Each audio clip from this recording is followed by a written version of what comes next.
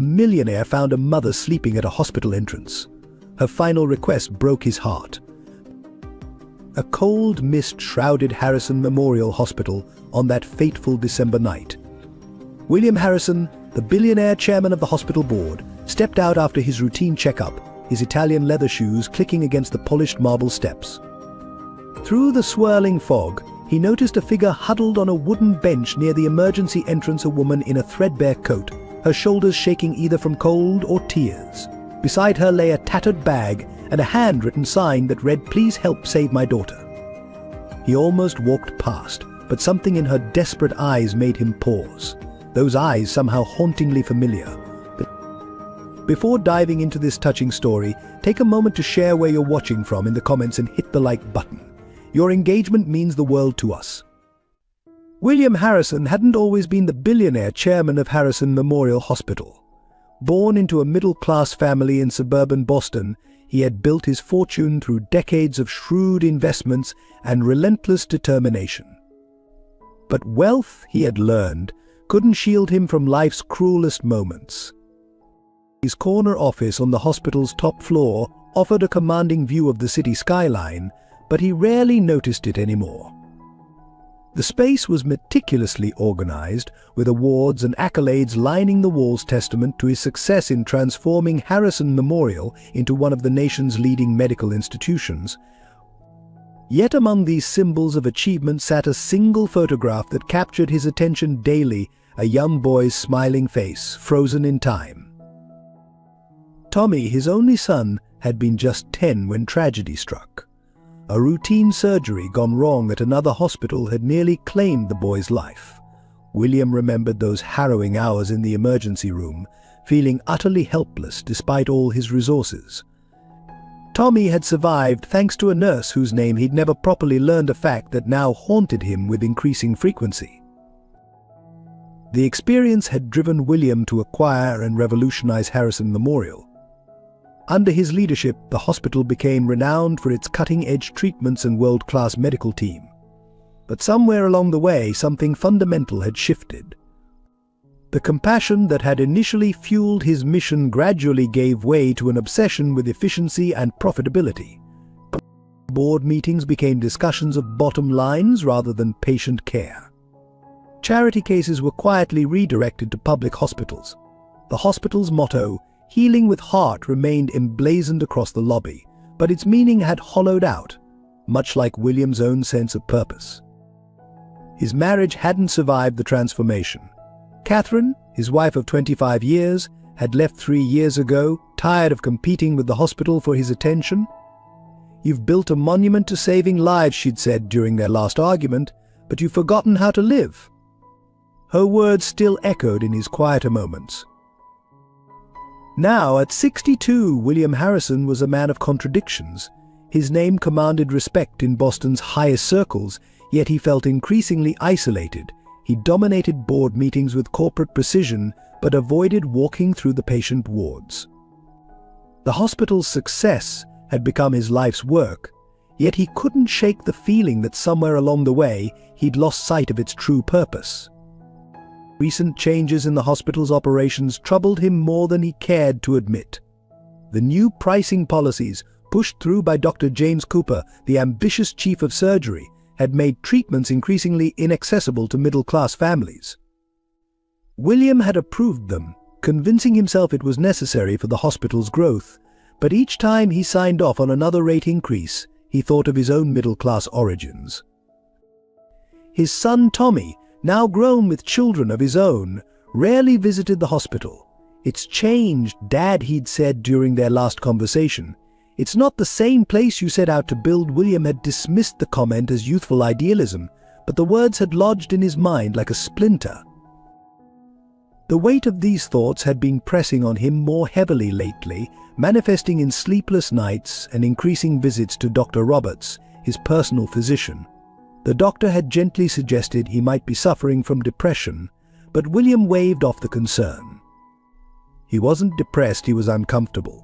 Something felt fundamentally wrong with the empire he built, but he couldn't or wouldn't identify what. That discomfort had led to his late-night walks through the hospital, though he told himself they were merely routine inspections. These solitary patrols, away from the deferential staff and constant meetings, gave him rare moments of reflection. Sometimes in the quiet hours he could almost remember the passion and purpose that had first driven him to transform this place. But those moments were becoming rarer, replaced by a gnawing sense that he was presiding over something that had lost its soul. Standing in his office that December evening, looking out at the gathering mist, William Harrison couldn't have known that his carefully constructed world was about to be shaken to its foundations. He couldn't have imagined that a chance encounter with a desperate mother on a cold bench would force him to confront everything he'd become and everything he'd forgotten. As he prepared to leave for the night, straightening his expensive tie one final time, fate was already setting in motion events that would challenge every principle he thought he stood for. Sarah Miller's fall from grace at Harrison Memorial Hospital had become something of a whispered legend among the staff. 10 years ago, she had been the hospital's most respected pediatric nurse, known for her extraordinary dedication and almost supernatural ability to calm distressed children. Her colleagues called her the Child Whisperer, and parents requested her by name for their children's care. At 45, Sarah's face still carried traces of the warmth and beauty that had once lit up the pediatric ward. Years of hardship had etched deep lines around her eyes and mouth, but couldn't erase the fundamental kindness in her expression. Her brown hair, now streaked with grey, was pulled back in a practical bun, a habit from her nursing days she couldn't shake, even though she now cleaned offices for a living. The incident that destroyed her career had seemed minor at first. During a particularly chaotic night shift, she had noticed discrepancies in the medication doses being administered to several children. The amounts didn't match the prescriptions, and the bills showed charges for premium drugs while cheaper alternatives were being used.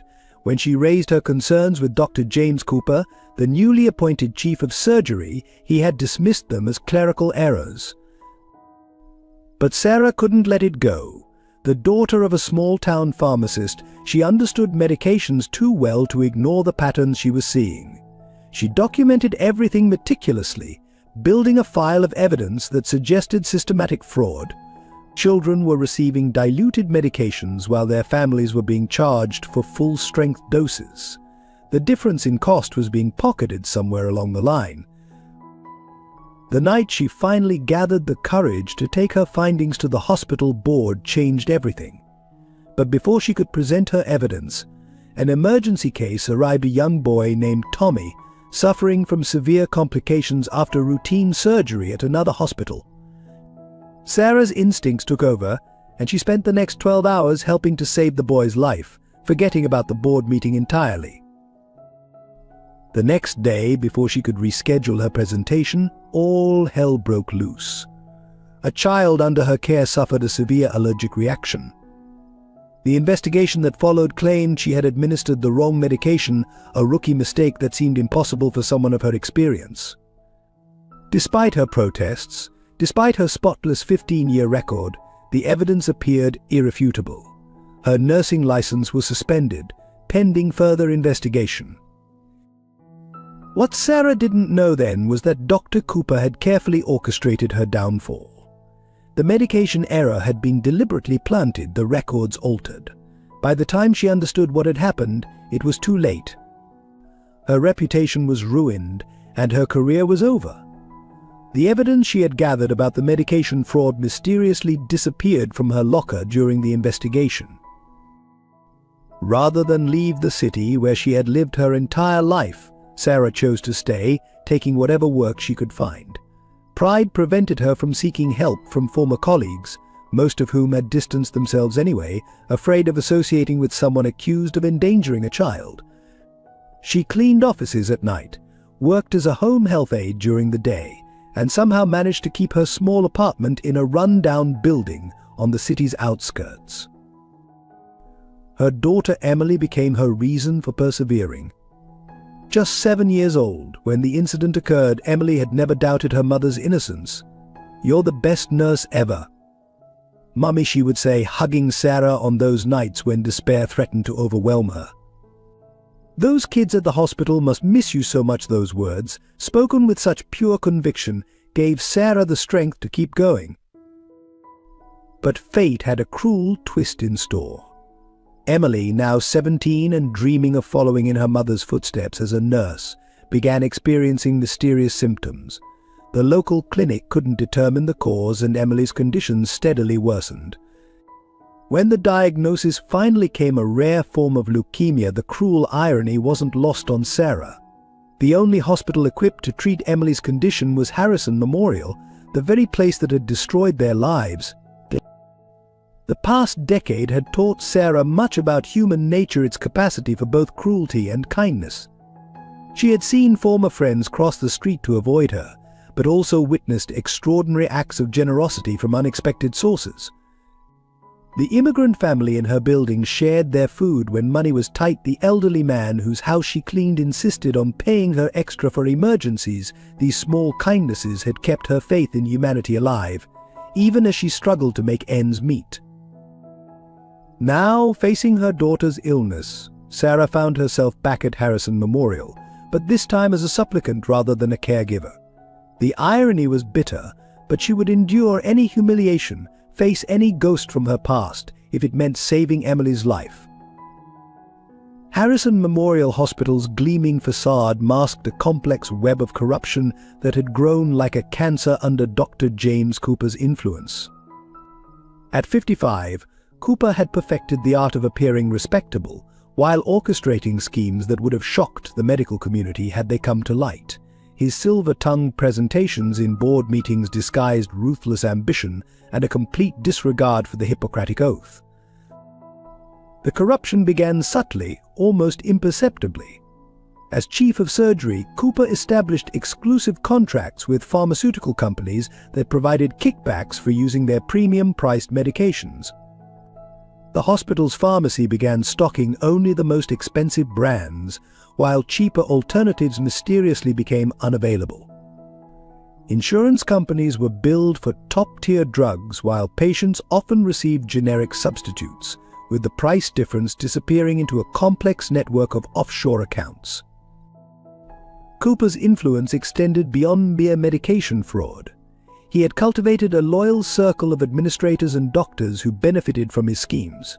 Department heads received bonuses for reducing unnecessary charity care. Surgeries were scheduled based on insurance coverage, rather than medical urgency. Young doctors quickly learned that advancement depended not on their skills but on their willingness to play along with the system.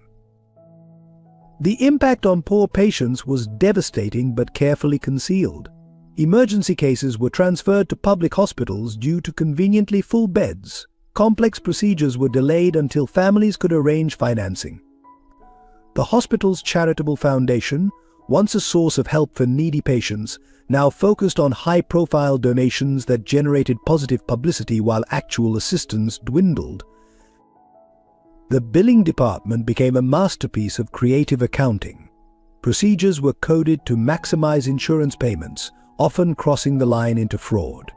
Patients were charged for consultations that never happened, tests that weren't necessary, and medications that were never administered. Those who questioned their bills found themselves facing an impenetrable bureaucracy designed to exhaust their resolve. What made the system particularly insidious was its apparent legitimacy. Every questionable practice was covered by carefully worded policies. Every financial decision could be justified with impressive-looking spreadsheets and presentations about operational efficiency. And financial sustainability. Cooper understood that the best corruption was the kind that looked like sound business practice. The few staff members who raised concerns found themselves marginalized or forced out, their complaints buried under paperwork or dismissed as misunderstandings. Nurses who questioned medication discrepancies were transferred to less desirable shifts. Doctors who advocated too strongly for their patients' financial interests found their surgical schedules reduced.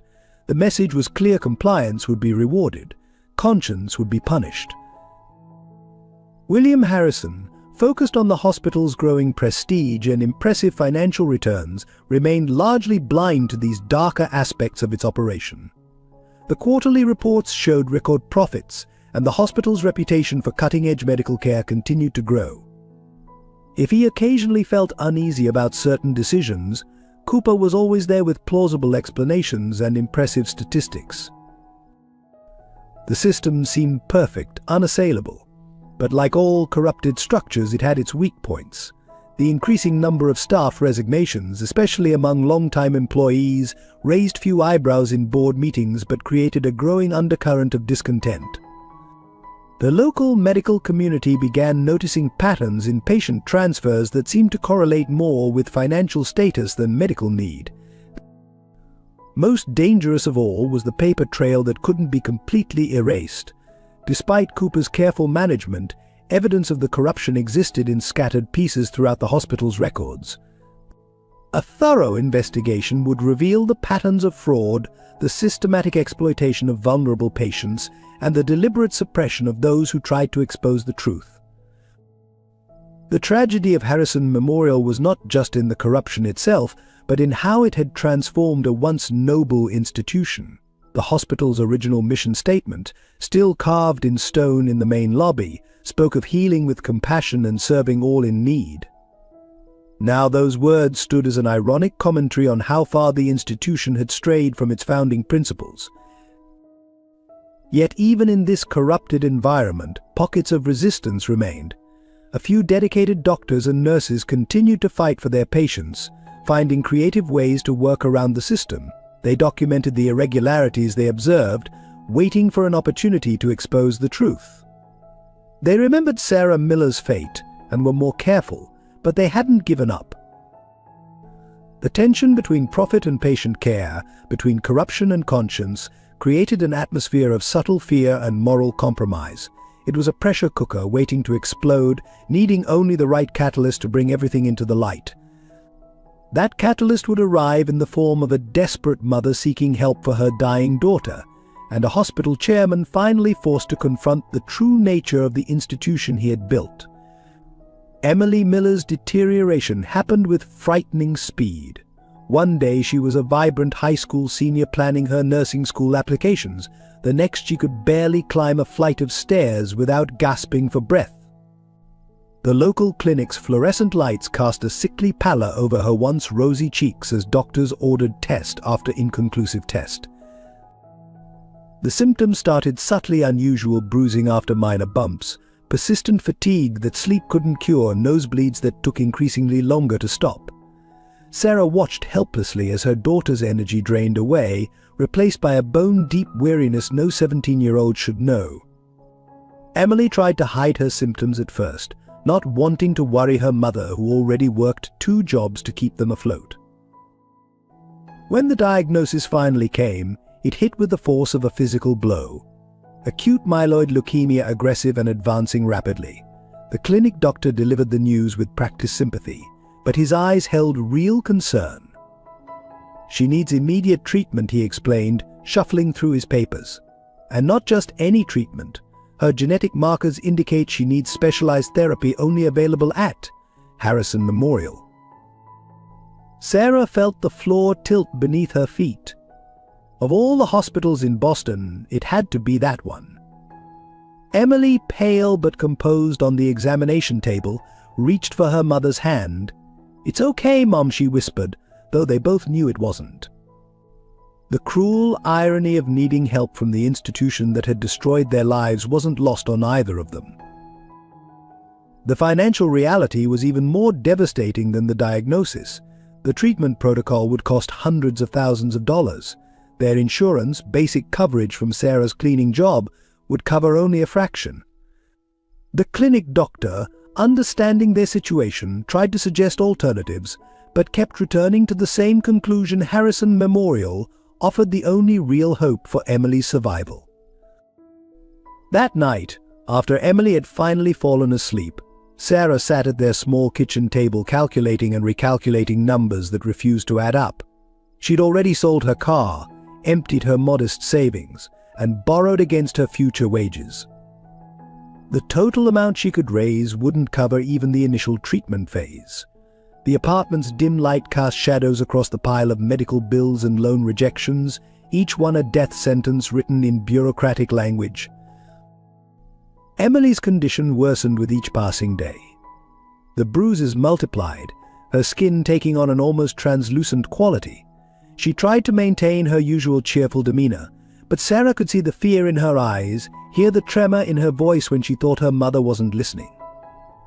"I'm not ready to die, Mum," she whispered one night, curled up in pain. "I haven't even started living yet."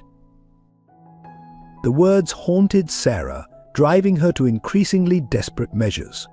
She approached every charity organization she could find, filled out countless assistance applications, even considered selling their small apartment. But the responses were all the same waiting lists, limited funds, polite rejections. Time was running out, and Emily's symptoms were accelerating. And their neighbors in the run-down apartment building did what they could to help. Mrs. Rodriguez from downstairs brought homemade soup. Mr. Chen from the convenience store started a collection jar. The immigrant families in the building contributed what they could spare, which wasn't much but meant everything.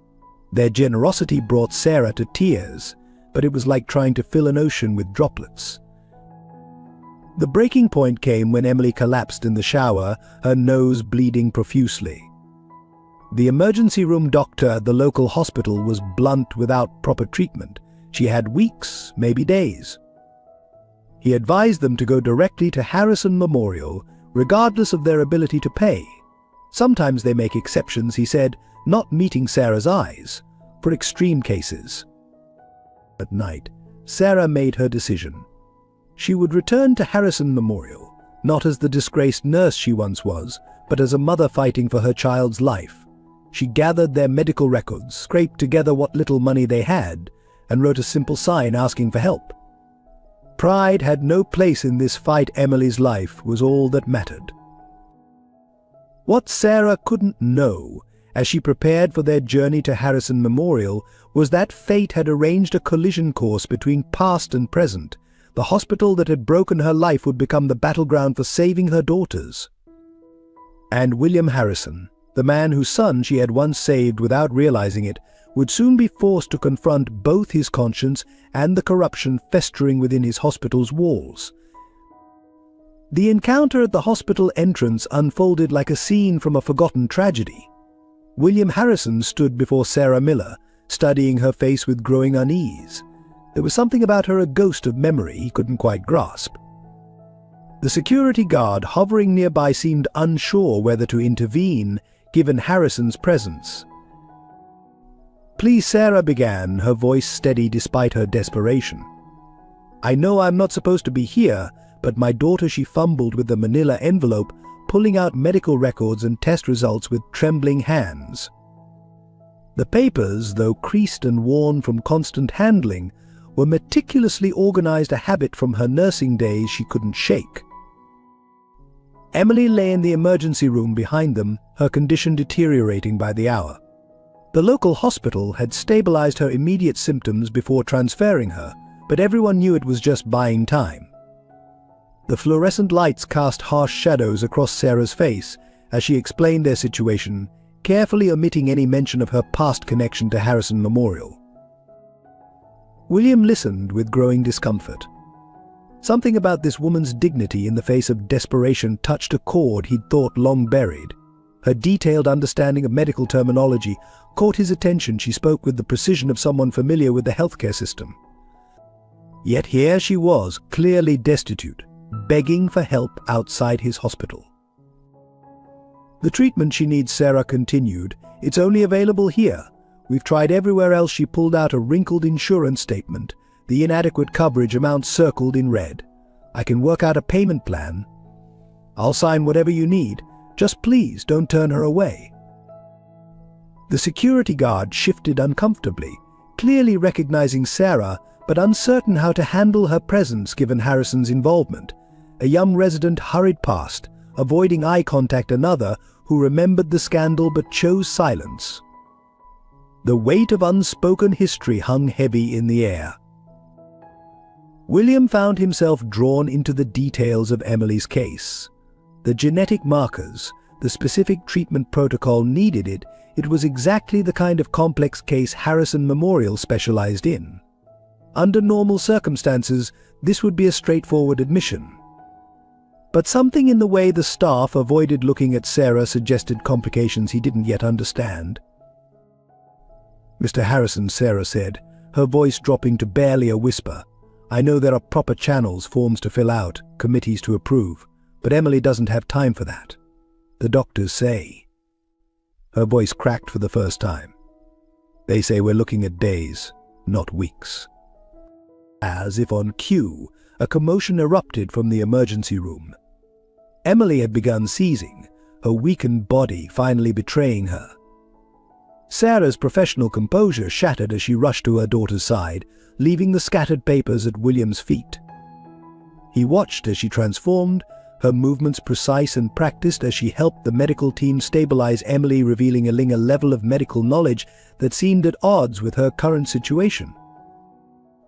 Dr. Cooper appeared, drawn by the commotion.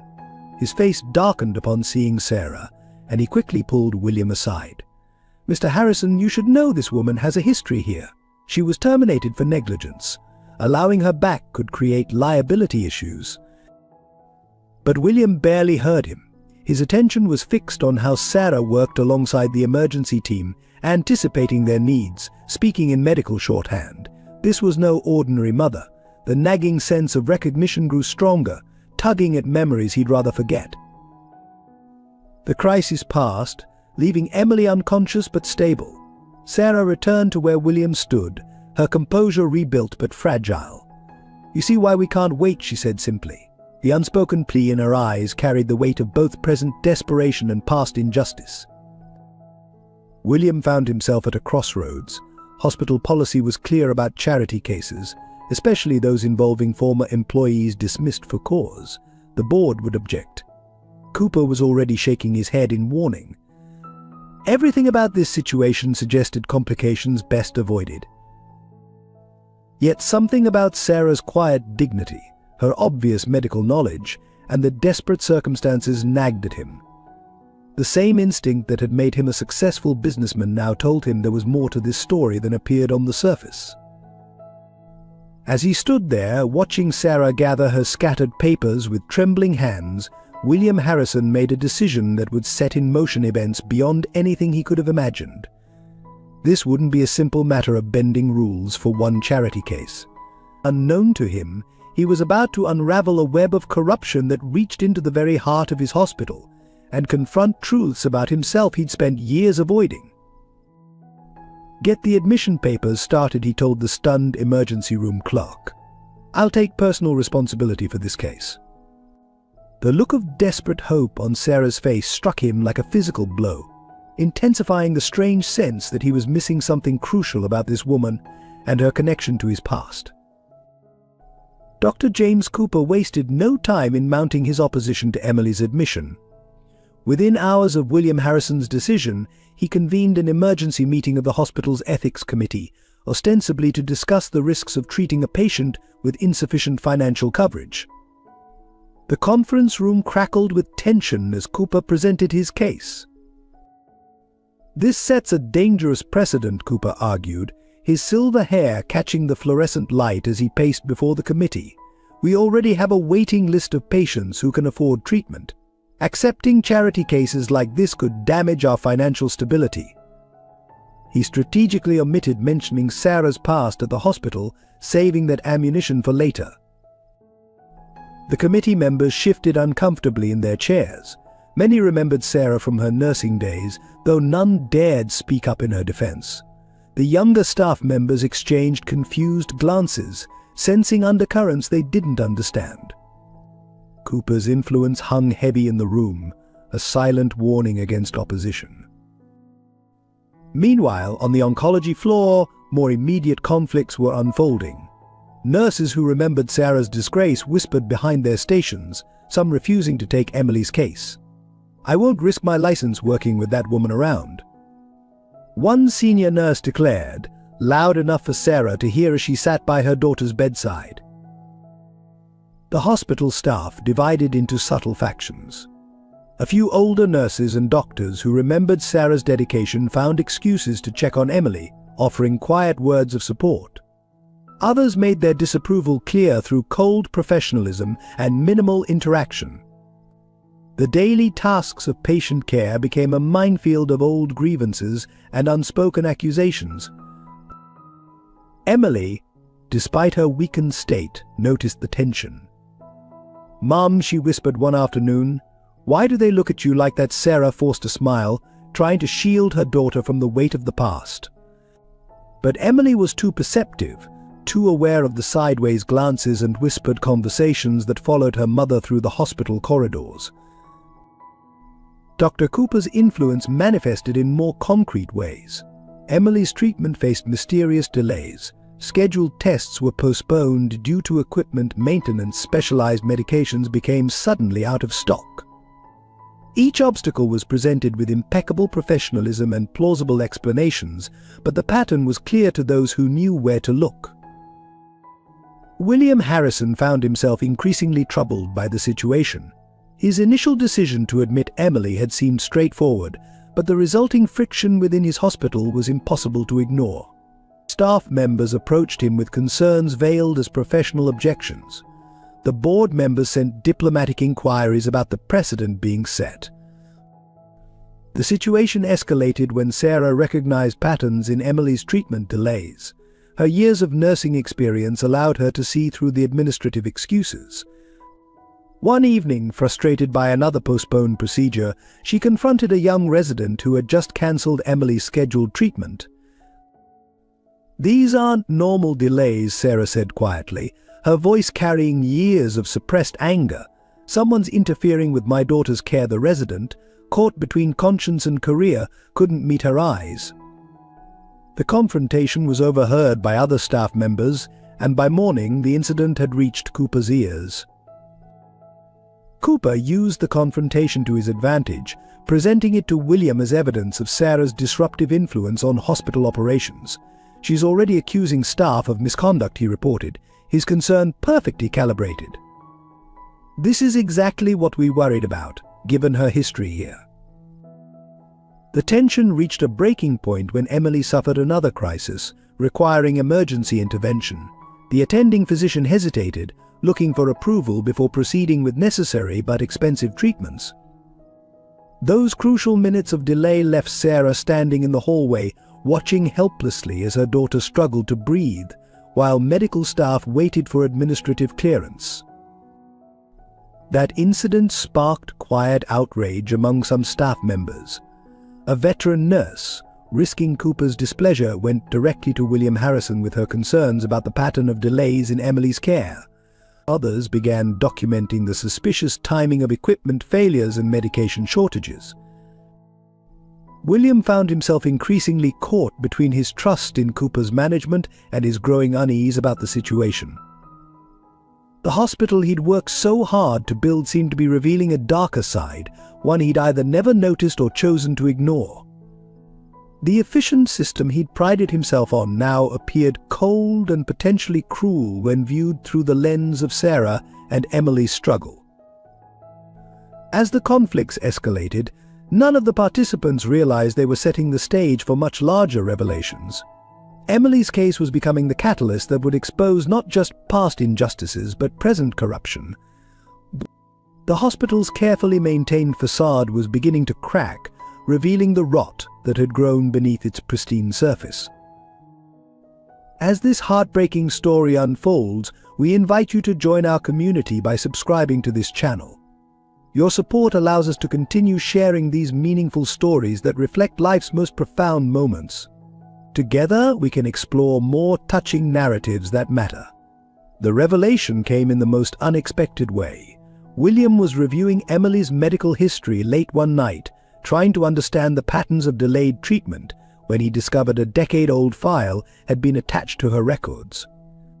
His tired eyes skimmed the document until a date stopped him cold: the night his son Tommy had nearly died. The emergency room report from that night was familiar. He'd read it countless times over the years.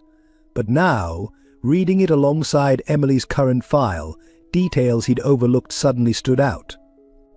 The nurse who had saved Tommy's life, the one who had spotted the medication interaction that would have killed him, was identified only as S. Miller in the hastily scribbled notes.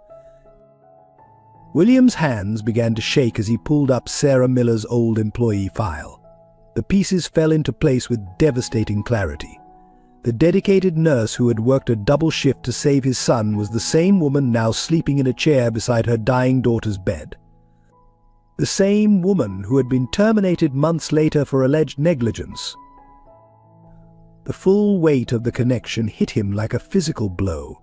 He remembered that night clearly how he'd meant to thank the nurse who saved Tommy, but had been too overwhelmed with relief to follow through. He'd written a generous check to the hospital instead, never learning her name. That same year, he'd signed off on her termination without questioning the evidence presented. Digging deeper into the records, William noticed discrepancies he'd missed before. The timing of Sarah's dismissal coincided with her scheduled appearance before the board. A meeting he now recalled had been about suspected financial irregularities. The evidence against her had seemed conclusive at the time, but looking at it now, he saw holes in the documentation. Security footage from that period had conveniently malfunctioned. Witness statements contained identical phrases as if copied from a template. The medication error that led to her dismissal had occurred during the exact hours she was documented, helping save Tommy's life in another ward. The contradictions were glaring once he began looking for them. His computer screen cast a harsh glow across his office as he continued searching through old records. Each new discovery felt like another weight on his conscience.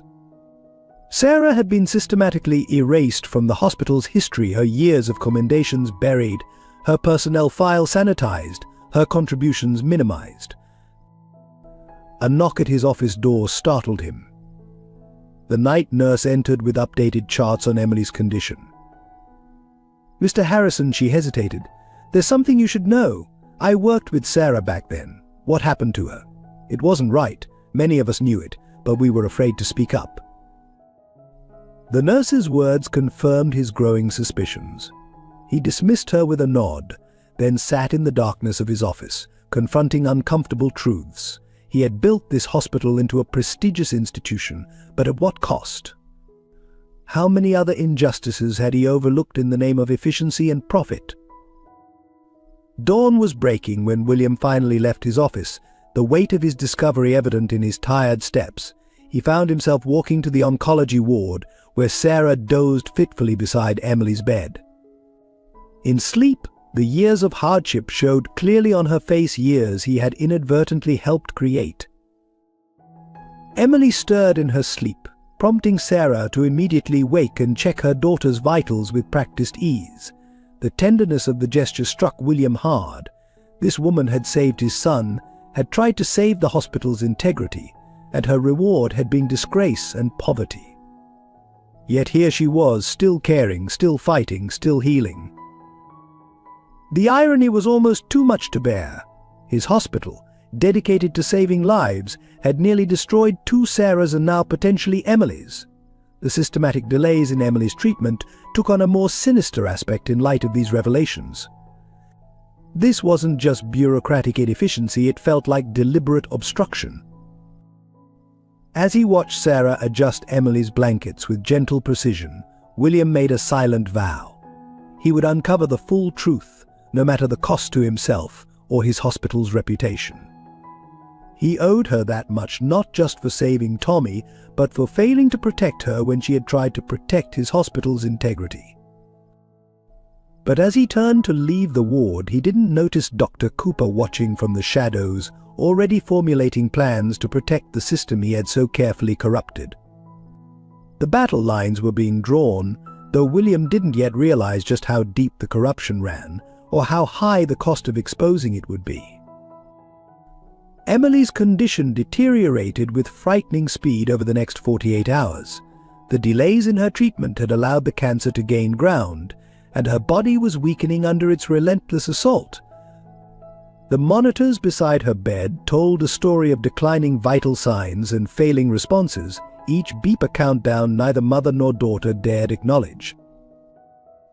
Dr. Cooper's interference became more overt as William's interest in the case increased. Scheduled treatments were cancelled due to administrative reviews. Critical medications were listed as pending approval.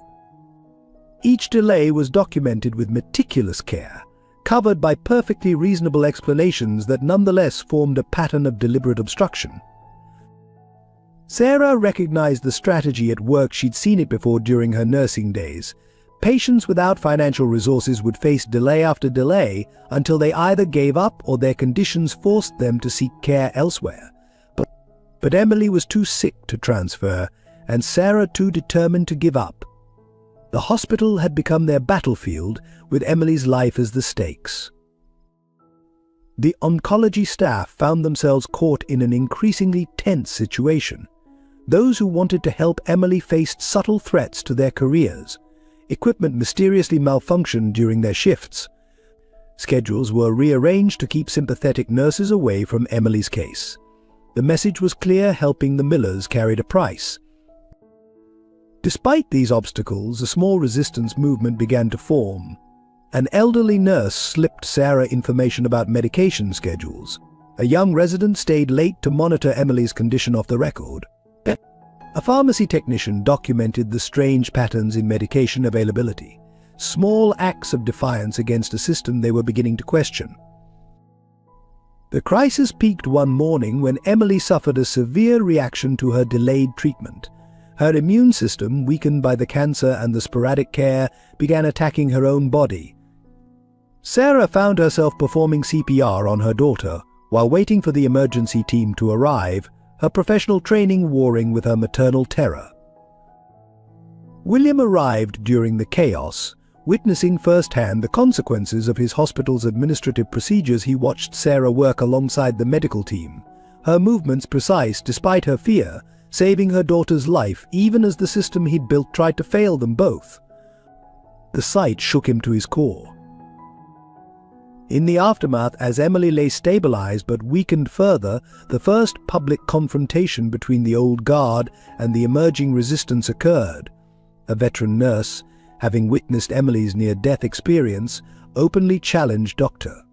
Cooper's treatment decisions during rounds. The resulting argument attracted attention from other staff members, spreading whispers of dissent throughout the hospital. The community around Harrison Memorial began to take notice. Local news outlets picked up stories about delayed treatments and suspicious patterns of care. Former patients came forward with similar experiences.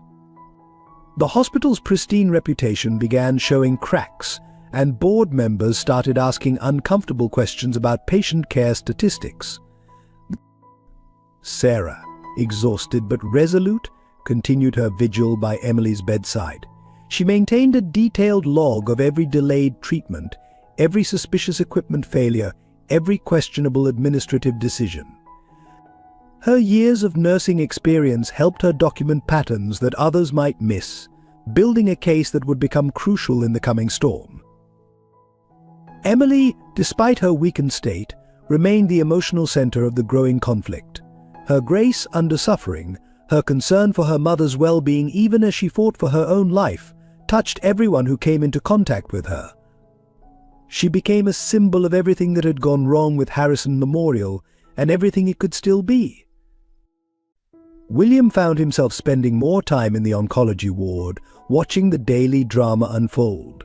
He saw how the staff divided themselves, those who followed Cooper's unspoken directives and those who quietly rebelled.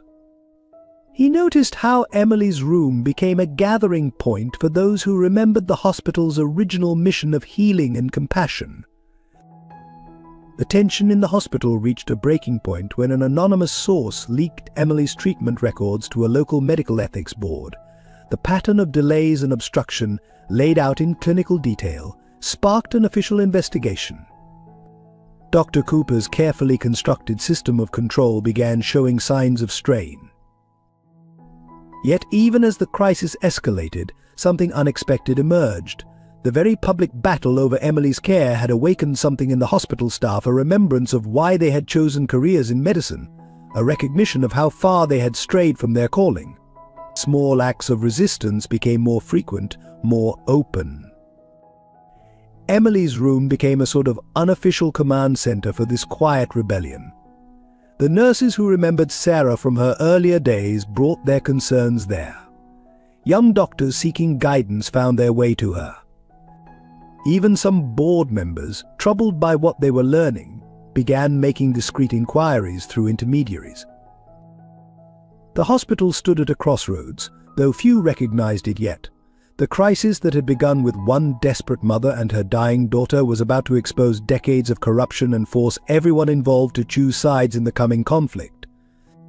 The question was no longer if the truth would come out, but who would survive when it did. The weight of revelation struck William Harrison like a physical blow during a late-night walk through his hospital's corridors.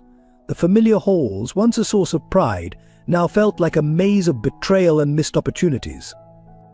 Each step brought new understanding of how completely he had failed his own vision for Harrison Memorial. His awakening began with a simple file, a decade-old complaint about medication pricing that he dismissed as routine bureaucracy. Now, reading it again in his office at midnight, he saw it with new eyes. The numbers didn't just show pricing discrepancies, they revealed a systematic pattern of fraud. The same pattern Sarah Miller had tried to expose 10 years ago. The evidence mounted as he dug deeper into the hospital's records. Medication inventories that didn't match billing records.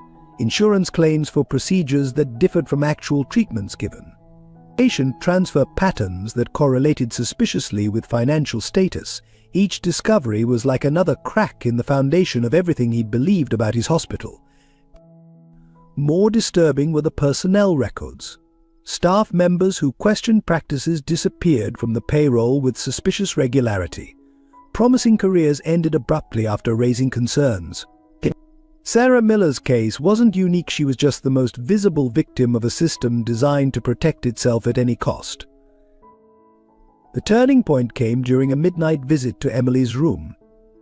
He found Sarah asleep in the uncomfortable chair beside her daughter's bed, still wearing her cleaning uniform from her second job.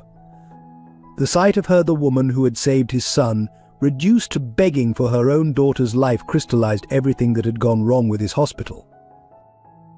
William spent the rest of the night in his office, reviewing financial records with growing horror.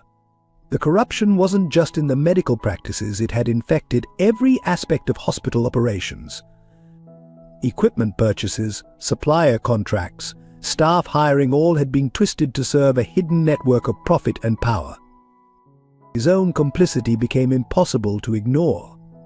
How many board meetings had he chaired where the numbers seemed too good to be true? How many times had he accepted Cooper's smooth explanations without questioning deeper? His pursuit of efficiency and profit had blinded him to the human cost of his decisions.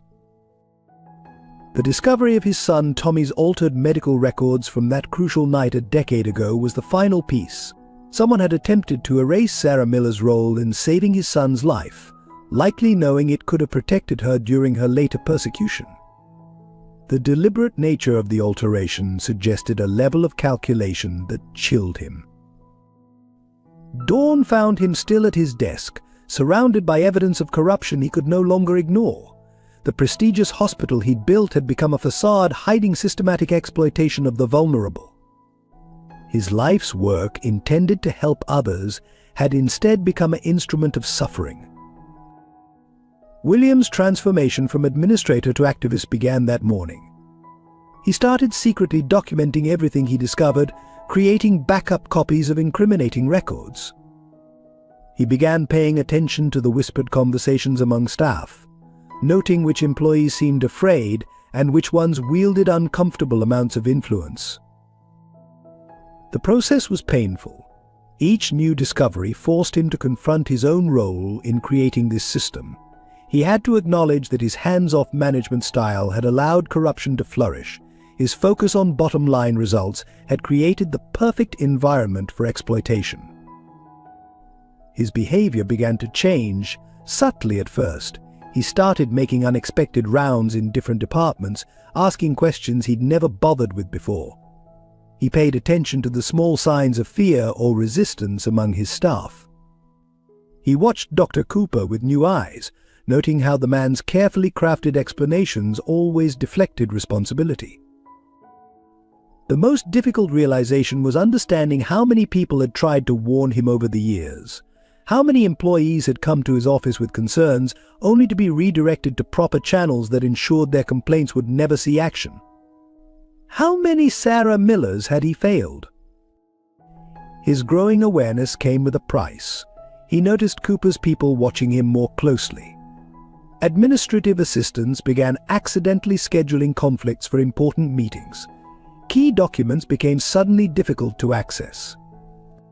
The system he'd unknowingly helped create was now treating him as a potential threat. But William couldn't go back to his former ignorance. Emily's deteriorating condition and Sarah's quiet dignity served as constant reminders of what was at stake. He began making discreet contacts with trusted board members, testing the waters for potential allies in the coming conflict. The final step in William's awakening came when he realized the full scope of what he had to do. Exposing the corruption wouldn't just mean confronting Dr. Cooper, it would mean dismantling much of what he'd built over the past 2 decades. The prestigious hospital he'd created would likely not survive the revelation of its sins intact. Yet as he watched Sarah tend to her daughter with unwavering dedication, he knew he had no choice. The time had come to destroy what he had built in order to restore what it should have been all along. The question was whether he could find the strength to see it through before it was too late for Emily and for his hospital's soul. William Harrison's investigation into his hospital's corruption began like a game of chess, each move carefully calculated to avoid alerting his opponents. He started by requesting routine audits of departments seemingly unrelated to Emily's case, using his authority as chairman to access records that had long been buried in administrative limbo. The first breakthrough came from the pharmacy records. Years of inventory reports revealed a pattern of high-end medications being billed to insurance companies, while cheaper alternatives were actually administered to patients. The difference in cost had been skillfully hidden through a complex web of accounting tricks, but once he knew what to look for, the fraud was unmistakable. Working late into the night, William discovered Dr. Cooper's network extended far beyond simple medication fraud. Equipment purchases had been inflated, kickbacks disguised as consulting fees, and charitable donations diverted through shell companies. The prestigious Cancer Research Center, supposedly funded by grateful patients, was actually a sophisticated money laundering operation. Sarah Miller's old reports began making terrible sense. The medication discrepancies she'd noticed were just the tip of the iceberg. Her attempt to expose the truth had threatened an entire criminal enterprise, making her removal not just convenient but necessary. The realization of how thoroughly she'd been betrayed made William physically ill. The scope of corruption proved staggering. Patient records had been systematically altered to justify expensive treatments that were never provided. Insurance companies were billed for phantom consultations. Even the hospital's acclaimed clinical trials program showed signs of data manipulation to ensure continued funding. As William dug deeper, allies emerged from unexpected quarters. A young accountant in the billing department secretly provided documentation of suspicious payment patterns. A veteran nurse offered testimony about forced transfers of patients who asked too many questions. A maintenance worker revealed hidden cameras in Cooper's office installed during a suspicious renovation project. The human cost of the corruption became increasingly clear. Files revealed dozens of cases like Sarah's dedicated healthcare workers who had been systematically destroyed for threatening to expose the truth. Some had been fired, others pressured to resign. A few had faced manufactured malpractice charges, their careers and reputations ruined. William's investigation took an unexpected turn when he discovered links between Cooper and several board members. Regular payments, disguised as investment returns, had ensured their cooperation in maintaining the corrupt system. The web of complicity reached into the highest levels of hospital administration. The evidence-gathering process became increasingly dangerous. William noticed he was being followed between his car and his office. His private phone began showing signs of tampering. Anonymous warnings appeared on his desk, disguised as routine memos. The message was clear someone knew what he was doing and wanted him to stop. Sarah, still maintaining her vigil by Emily's bedside, became an unexpected resource. Her years of nursing experience helped identify patterns in the medical records that others might have missed. She could recall specific incidents that corresponded to suspicious entries in the financial documents, providing crucial context for the investigation. Emily's room became a secure meeting place for sharing information. Who would suspect conspirators in a dying girl's hospital room? The irony wasn't lost on William. The very tragedy Cooper had tried to use to silence questioning had become the perfect cover for exposing his crimes. The investigation gained momentum when William located former employees who had been forced out over the years. Each had a piece of the puzzle, a story of corruption observed and resistance punished. Together, their testimonies painted a picture of systematic abuse of power spanning more than a decade. A crucial breakthrough came from an unexpected source: Cooper's former secretary, now working at another hospital. She had maintained copies of correspondence that implicated not just Cooper, but an entire network of corrupt administrators across multiple healthcare facilities. The scandal, it seemed, extended far beyond Harrison Memorial's walls. William's own complicity haunted him as the investigation proceeded. How many times had he signed off on decisions that enabled this corruption? How many lives had been affected by his willful blindness? Each new discovery was both a step toward justice and a reminder of his own failure as a leader.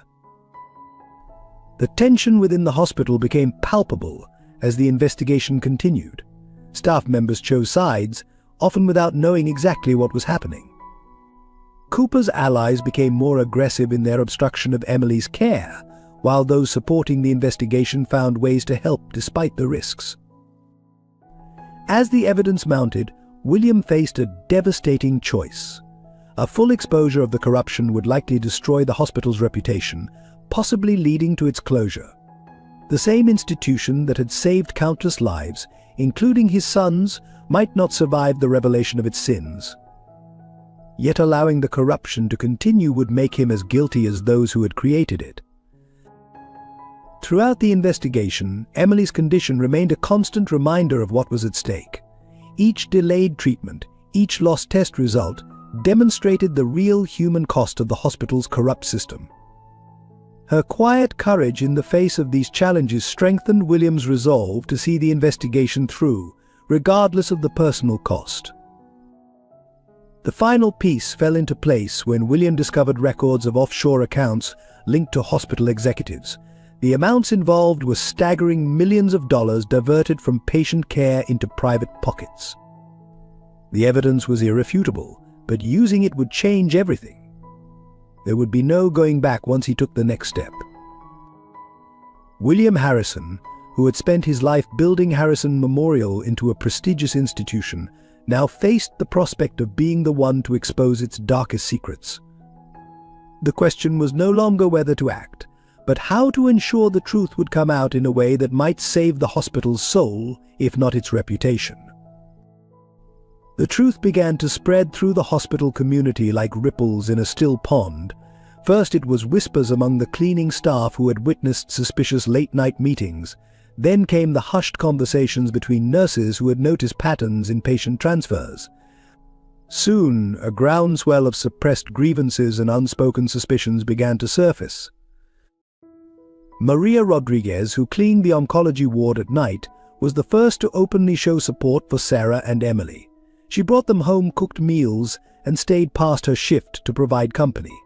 Her simple act of kindness inspired others. Soon a network of support staff began finding ways to help, sharing information about scheduled treatments and medication deliveries. The hospital's lower-income patients, many of whom had faced similar barriers to care, recognized their own struggles in Emily's story. They began sharing their experiences: delayed treatments, mysterious billing increases, denied assistance applications. Each individual story seemed minor, but together they formed a damning pattern of systematic discrimination. Former patients started appearing in the hospital lobby, quietly holding signs demanding justice for Emily. Local community organizers picked up the story, connecting it to broader issues of healthcare inequality. Social media buzzed with accounts of similar experiences at Harrison Memorial, creating a virtual support network that grew by the hour. Sarah's former colleagues from her nursing days began coming forward, despite risks to their careers. They shared stories of her dedication, her attention to detail, and her unwavering commitment to patient care. More importantly, they confirmed her original suspicions about medication fraud, adding credibility to the growing scandal. The hospital's maintenance staff, often invisible to administrators but witness to everything, became crucial allies. They knew which security cameras had been mysteriously redirected, which offices were accessed after hours, which documents disappeared from supposedly secure storage. Their quiet observations provided vital pieces to the puzzle. Local religious leaders joined the cause, organizing prayer vigils outside the hospital. These peaceful gatherings drew media attention, forcing the hospital board to acknowledge the growing controversy. The sight of hundreds of candles flickering in the darkness became a powerful symbol of community solidarity. Emily's former high school classmates organized fundraisers and social media campaigns. They shared photos of her dreaming of becoming a nurse like her mother, contrasting her aspirations with her current struggle. Their youthful activism brought fresh energy to the movement, attracting attention from younger generations. The hospital's junior staff found subtle ways to resist. Residents delayed paperwork that would obstruct Emily's care. Lab technicians prioritized her tests, despite orders to the contrary. Pharmacy assistants documented suspicious medication substitutions. Small acts of defiance accumulated into significant support.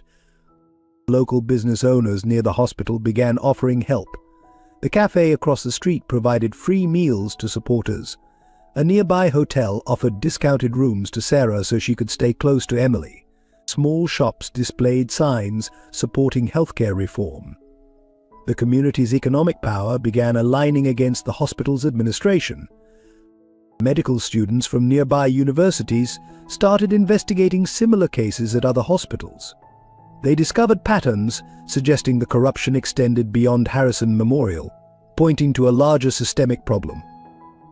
Their academic approach lent credibility to the growing body of evidence. Former hospital employees who had been forced out over the years found each other through social media. They formed a support group that quickly evolved into an advocacy organization. Their combined experiences painted a devastating picture of long-term institutional corruption. The local press, initially hesitant to challenge the prestigious hospital, began publishing investigative pieces. Reporters uncovered links between hospital administrators and pharmaceutical companies. But all financial journalists traced suspicious patterns in the hospital's charitable foundation. The story grew beyond just Emily's case. Healthcare advocacy groups recognized the potential impact of the case. They provided legal resources and media expertise, helping to shape the narrative. What had started as one family's tragedy became a rallying point for broader healthcare reform. Community leaders who had previously supported the hospital began asking uncomfortable questions. Donors reconsidered their contributions. Local politicians, sensing the shifting public mood, called for investigations.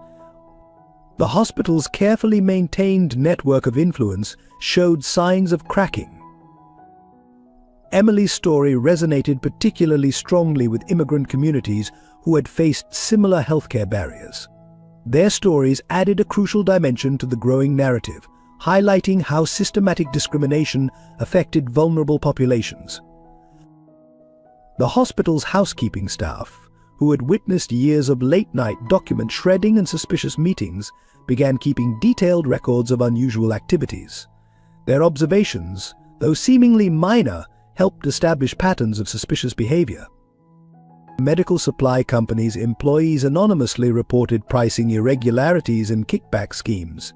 Their inside knowledge provided crucial evidence of systematic fraud, supporting Williams' investigation with concrete documentation. As the community involvement grew, Dr. Cooper's ability to control the narrative diminished. Each new voice added credibility to the allegations. Each shared story made it harder to dismiss the pattern of corruption as isolated incidents. The movement's strength lay in its diversity, from high-powered lawyers offering pro bono services to custodians sharing vital information, from social media activists to religious leaders, from current employees risking their jobs to former patients sharing their experiences. Together, they created a force that even the powerful hospital administration couldn't ignore. This grassroots uprising transformed what might have been an isolated case into a symbol of resistance against healthcare inequality. The community's involvement ensured that the truth, once exposed, couldn't be easily buried again. The hospital administration found itself facing not just one determined mother, but an entire mobilized community demanding change. As the investigation deepened and community support grew, profound changes began taking place within the key players of this unfolding drama.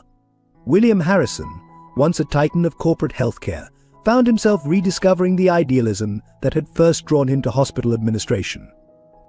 His polished boardroom demeanor gave way to a more authentic presence as he spent increasing time in the patient wards, especially near Emily's room. Sarah Miller's transformation was more subtle but equally significant. The bitterness she'd carried for a decade began to dissolve in the face of unexpected support.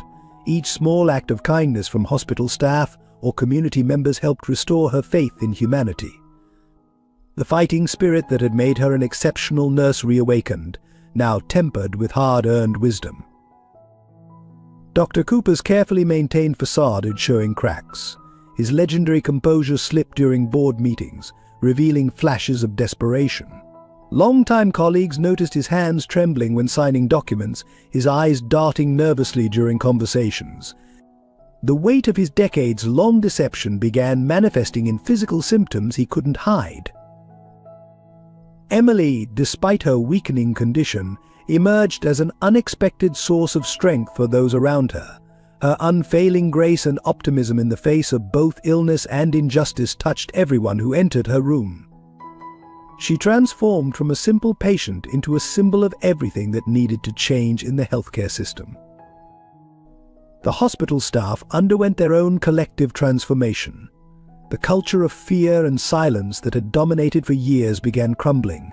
Junior doctors found their voices, questioning orders that didn't serve patients' best interests. Nurses started documenting discrepancies they'd previously ignored. A new atmosphere of professional courage emerged. Even the hospital itself seemed to be transforming. The sterile corridors took on a different character as more community members filled them with purpose and hope. Meeting rooms once reserved for budget discussions now hosted strategy sessions for reform. The institution's soul, long suppressed under corporate efficiency, showed signs of reawakening. William's personal journey proved particularly profound. Each night, after leaving Emily's room, he found himself drawn to the hospital chapel.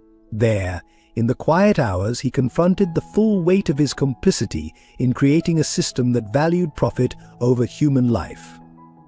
These solitary vigils gradually transformed his grief into determination. The transformation extended to the broader medical community. Doctors from other hospitals began reaching out, sharing similar stories of corruption they'd witnessed. Medical students who rotated through Harrison Memorial carried the story to their institutions. A broader conversation about healthcare ethics and reform took root. For Sarah, the most significant change came in how she saw herself. After years of doubting her own worth, of believing the lies told about her competence, she rediscovered her identity as a healer. The respect shown by younger staff members, who sought her advice despite her unofficial status, helped restore her professional confidence. Emily's room became a catalyst for unexpected connections. Administrators found themselves in conversations with cleaning staff. Doctors shared coffee with patient families. The artificial hierarchies that had divided the hospital community began dissolving in the face of their shared humanity. Dr. Cooper's transformation took a darker turn. As pressure mounted, his legendary charm curdled into barely concealed hostility. Long-buried paranoia surfaced in his interactions. Those who had known him for years were shocked by the emergence of his true nature, like a mask slowly slipping to reveal what lay beneath. The hospital board members experienced their own evolution. Many had been passive participants in the corruption, choosing ignorance over accountability. Now forced to confront the consequences of their negligence, some found the courage to speak up, while others retreated into desperate self-justification. William's relationship with his own son Tommy deepened through this period. Their conversations about that long-ago night when Sarah saved his life led to deeper discussions about privilege, responsibility, and the true meaning of healing. Tommy's perspective helped his father see the situation with fresh eyes. The transformation of the hospital's youngest staff members proved particularly powerful. Medical residents, who had entered their careers full of idealism only to be taught cynicism, rediscovered their original calling. Their collective awakening brought fresh energy to the movement for change. Throughout these changes, Emily's condition remained a constant reminder of what was at stake. Her quiet courage in the face of both illness and injustice inspired those around her to be their best selves. She transformed from a victim of the system into a catalyst for its reformation. As these personal transformations unfolded, the hospital itself stood at a crossroads.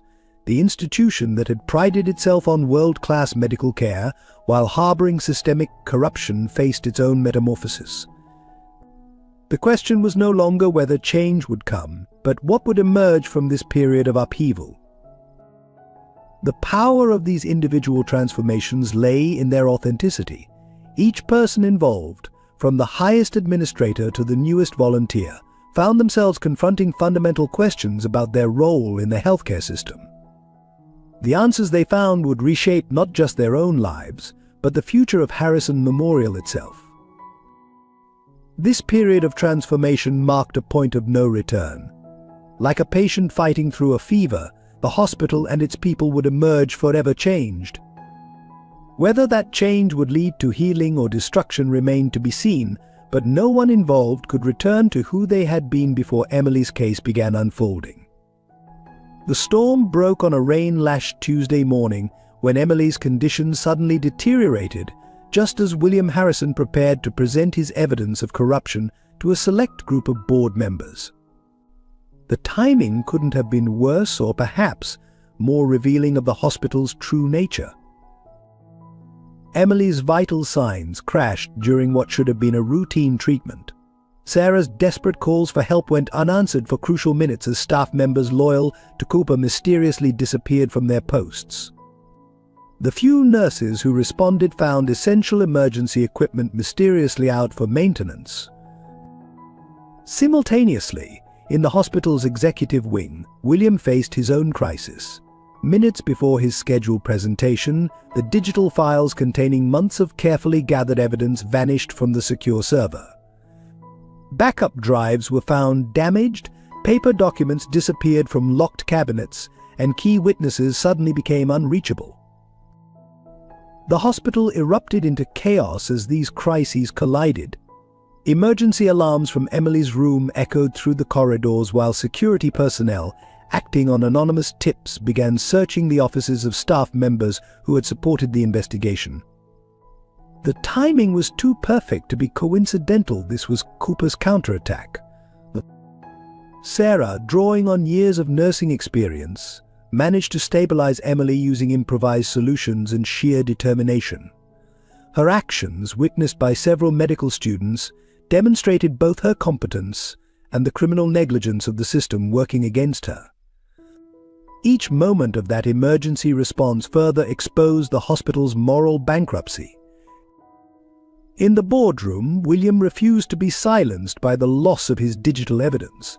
Instead, he began sharing the story of Emily's current crisis in real time, forcing board members to confront the immediate consequences of their complicity. The sound of emergency alarms provided a chilling soundtrack to his testimony.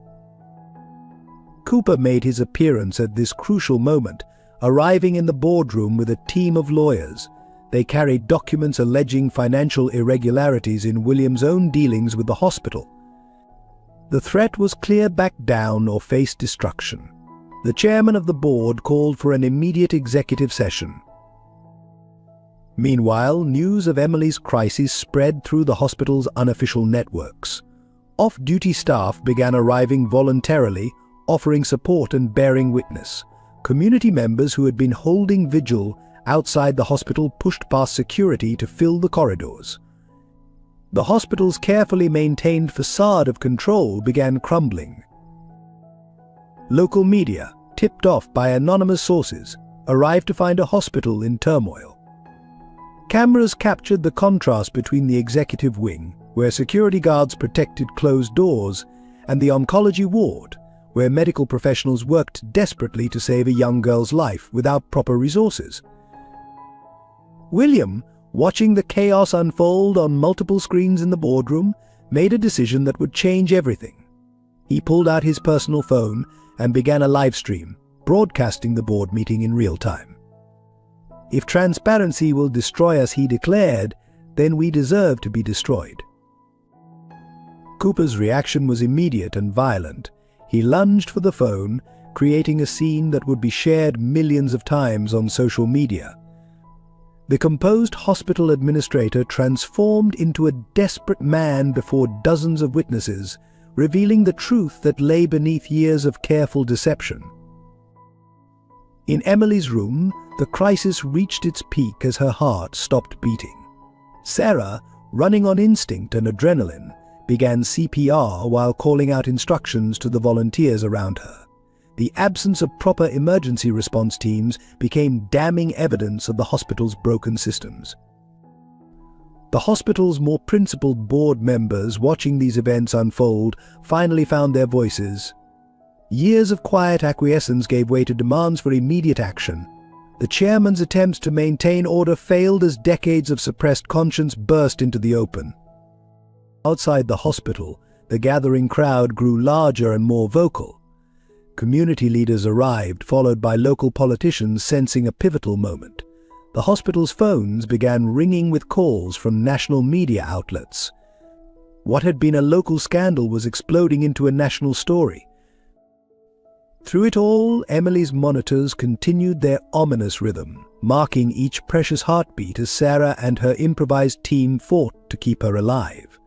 The girl who had become a symbol of the hospital's moral crisis now literally fought for survival, her struggle broadcast to the world. State health inspectors, already investigating complaints about the hospital, arrived to find an institution in meltdown. They began documenting everything, their presence adding another layer of official scrutiny to the unfolding drama. Cooper's carefully constructed world was collapsing in real time. In a final, desperate move, Cooper attempted to order a complete shutdown of the hospital's computer systems, claiming a security breach. The IT staff, long aware of the corruption they had been forced to enable, refused the order. Instead, they began securing evidence of years of digital manipulation. William, still broadcasting, laid out the full scope of the corruption while Emily's crisis continued in the background. The juxtaposition of corporate greed and human suffering, captured in real time, created a narrative that no amount of public relations could counter. The convergence of these crises, medical, ethical, and administrative, transformed Harrison Memorial from a prestigious institution into ground zero for a national debate about healthcare corruption. Every minute brought new revelations, new witnesses, new evidence of systemic failure. As morning turned to afternoon, the hospital became a battleground between two visions of healthcare, one based on profit and power, the other on healing and humanity. The outcome would determine not just Emily's fate, but the future of medicine in their community. The emotional crescendo at Harrison Memorial reached its peak in a series of powerful confrontations that would forever change everyone involved. The most devastating moment came when Sarah, exhausted from hours of fighting to keep Emily stable, finally faced Dr. Cooper in the hospital corridor outside her daughter's room.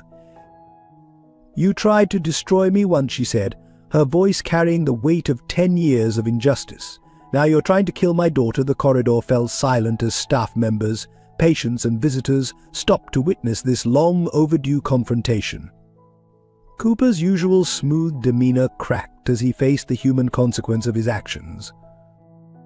William arrived at that moment, still broadcasting live from his phone. The timing was perfect, perhaps too perfect, as Sarah began methodically listing every delayed treatment, every missing medication, every suspicious equipment failure that had threatened Emily's life. Her voice, trained through years of nursing to remain calm in crisis, made the accusations even more damning. The hospital's long-serving staff members began gathering, drawn by the confrontation but staying for the truth. Many had worked with Sarah during her nursing days, had witnessed her dedication, had known about but never spoken up against her unjust termination. Their silent presence became a powerful testimony. Emily, conscious but barely able to speak, managed to capture everyone's attention with a whispered question that cut through the tension. "Mom, why does he hate us so much?" The simple inquiry, voiced with genuine curiosity rather than anger, struck Cooper harder than any accusation could have. Tears began flowing freely among the witnesses as Sarah struggled to answer her daughter's question. The raw emotion of a mother trying to explain human cruelty to her dying child created a moment of unbearable truth. Even some of Cooper's most loyal supporters found themselves looking away in shame. William, his own composure cracking, stepped forward to address Emily directly. "He doesn't hate you," he said, his voice thick with emotion. "He hates what you represent, the truth that healthcare should be about healing, not profit." The moment was captured on dozens of phones, instantly becoming a symbol of the larger struggle. The emotional temperature rose further when veteran nurse Mary Chen, who had worked at Harrison Memorial for 30 years, stepped forward to publicly confess her role in maintaining the corrupt system. Her breakdown as she detailed years of following orders she knew were wrong triggered a cascade of similar confessions from other staff members. Cooper, watching his carefully constructed empire crumble, attempted one final act of manipulation. He began speaking about his own humble beginnings, his desire to make the hospital great, his vision for excellence. But his words rang hollow against the backdrop of Emily's labored breathing and the visible evidence of his system's human cost. Sarah's response was devastating in its simplicity. She invited Cooper into Emily's room to witness firsthand the consequences of his actions. "Come see what excellence looks like," she challenged, gesturing to the makeshift equipment and improvised solutions they'd been forced to use. "Come see your legacy." The tension reached new heights when several board members arrived, drawn by the commotion and William's ongoing broadcast. They found themselves face to face with the human cost of their oversight failures. The contrast between their expensive suits and Emily's worn hospital gown spoke volumes about the system's priorities. Emily, showing strength that amazed everyone present, managed to sit up slightly in her bed. "I still want to be a nurse," she announced to the room, her voice weak but determined. "I want to help fix what's broken." The simple declaration of hope in the face of such corruption left many in tears. The emotional impact multiplied as hospital staff began sharing their own stories of moral compromise and suppressed conscience. Years of forced complicity in a corrupt system had taken a toll on their professional pride and personal integrity. The dam of silence finally broke, releasing a flood of long-buried guilt and regret. William, still broadcasting, made perhaps the most powerful statement of all. He knelt by Emily's bed and publicly apologized for his role in creating a system that valued profit over people. The sight of one of Boston's most powerful men humbling himself before a dying teenager crystallized the moral crisis facing modern healthcare. Sarah, watching this display of raw emotion and public confession, found her own anger transforming into something more complex. "We're all responsible," she said quietly, "but we're all capable of change." Her words offered a path forward through the chaos, a way to channel emotion into action. The community members who had been watching the broadcast began arriving at the hospital, bringing food, supplies, and support. The gathering crowd outside Emily's window began singing hymns of hope and healing. The emotional resonance of the moment transcended individual grievances to become a collective cry for change. Cooper, stripped of his power and facing the undeniable humanity of the moment, finally showed the first cracks in his facade. His hands began shaking uncontrollably as he watched his life's work unravel. The man who had maintained control through decades of corruption found himself undone by the simple truth of a dying girl's courage. The day's events reached their emotional climax when Emily suffered another crisis, and the entire gathered crowd witnessed Sarah and the hospital staff working together to save her. The seamless cooperation between former enemies, united by a higher purpose, demonstrated the potential for redemption and renewal. As evening fell, the emotional intensity transformed into a quiet determination. The raw feelings exposed during the day's confrontations had cleared the air like a thunderstorm, leaving behind a shared commitment to rebuild something better from the ashes of corruption.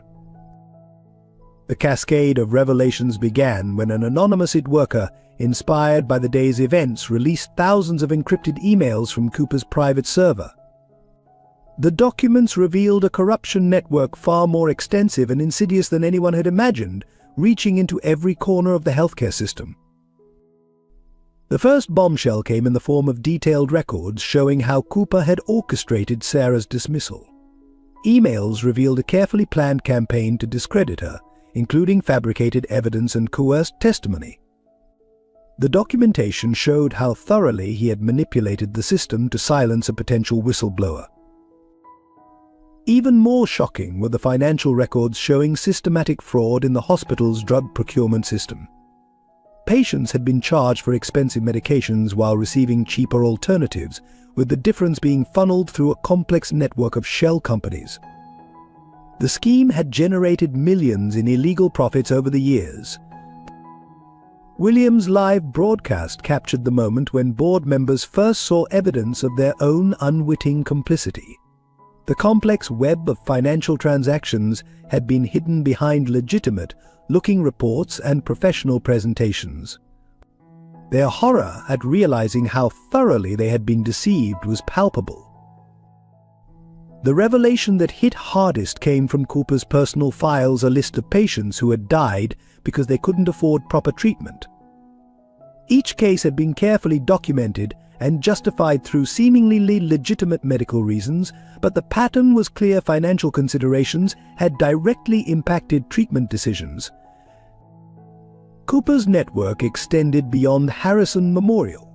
Documents revealed connections to pharmaceutical companies, insurance providers, and other hospitals, all participating in various schemes to maximize profit at the expense of patient care.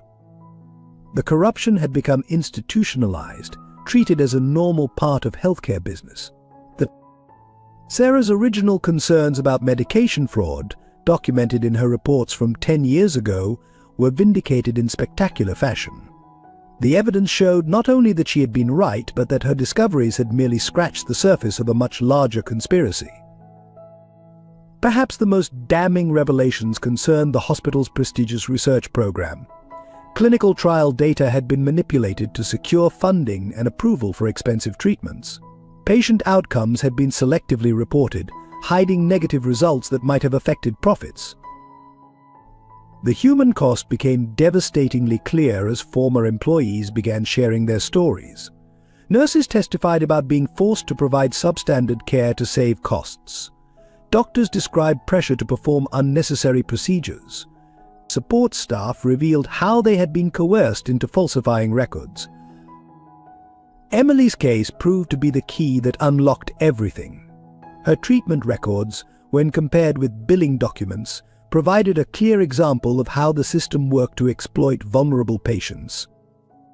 The pattern of delayed treatments and denied medications matched perfectly with Cooper's profit optimization strategies. The revelation that shocked even hardened investigators came from Cooper's private correspondence about William's son Tommy.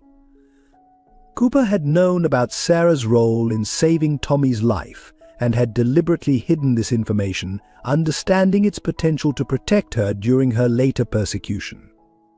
Financial analysts, poring through the released documents, uncovered a sophisticated money laundering operation disguised as the hospital's charitable foundation.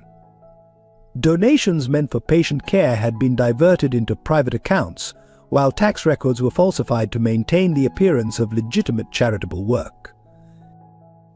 The scope of the deception became clear when investigators discovered Cooper's network of informants throughout the hospital. Every department had staff members paid to report potential whistleblowers. This surveillance system had created an atmosphere of fear that prevented people from speaking up about wrongdoing. William's own investigation files, recovered from deleted server backups, provided crucial context for understanding how the corruption had evolved. His meticulous documentation showed how small compromises had grown into systematic exploitation, with each unchallenged ethical breach paving the way for larger ones. The most personal revelations came from Cooper's private notes about Sarah. His detailed plans for her destruction showed a level of calculated malice that shocked even his closest allies. The documents revealed how he had monitored her for years, ensuring she remained unable to rebuild her life. Community health records revealed the broader impact of the hospital's corrupt practices. Neighborhoods served by Harrison Memorial showed higher rates of untreated chronic conditions and poorer health outcomes. The data painted a clear picture of how profit-driven healthcare created systematic inequality. Medical students and residents came forward with their own revelations about how they had been gradually indoctrinated into the corrupt system. Their testimonies described a culture that normalized unethical behavior under the guise of practical necessity. The final revelation, perhaps the most powerful, came from Cooper himself. As the evidence mounted and his defenses crumbled, he finally broke down and confessed. His explanation of how he had justified each decision, each compromise, each betrayal provided a chilling insight into how corruption corrupts the corrupter. As night fell on Harrison Memorial, the full scope of revelations had transformed understanding of not just one hospital's corruption, but the deeper systemic issues in American healthcare. What had begun as one mother's fight for her daughter's life had exposed a crisis of conscience in modern medicine. The impact of these revelations would continue to ripple outward, touching every aspect of healthcare delivery and hospital administration. The question was no longer about if change would come, but how to rebuild a system that had been revealed as fundamentally broken. This story of a mother's unwavering love and sacrifice deserves a like, yet Sarah's courage remains unrecognized. Take a moment to show your appreciation by hitting the like button. It's the least we can do to honor such remarkable strength. The cruel twist of fate struck like lightning 3 days after the revelations broke. Dr. James Cooper's teenage daughter, Catherine, was rushed to Harrison Memorial's emergency room following a severe car accident. The same hospital whose resources he had corrupted, whose staff he had terrorized, now held his daughter's life in their hands. Catherine's injuries were catastrophic multiple trauma, internal bleeding, and severe head injuries. She needed immediate surgery, specialized medication, and intensive care, all resources that Cooper had systematically manipulated over the years. The irony was lost on no one as he stood in the emergency room, no longer the powerful administrator but a desperate father. The hospital staff faced an immediate moral crisis. Some suggested transferring Catherine to another facility, using the same bureaucratic obstacles Cooper had employed against countless other patients.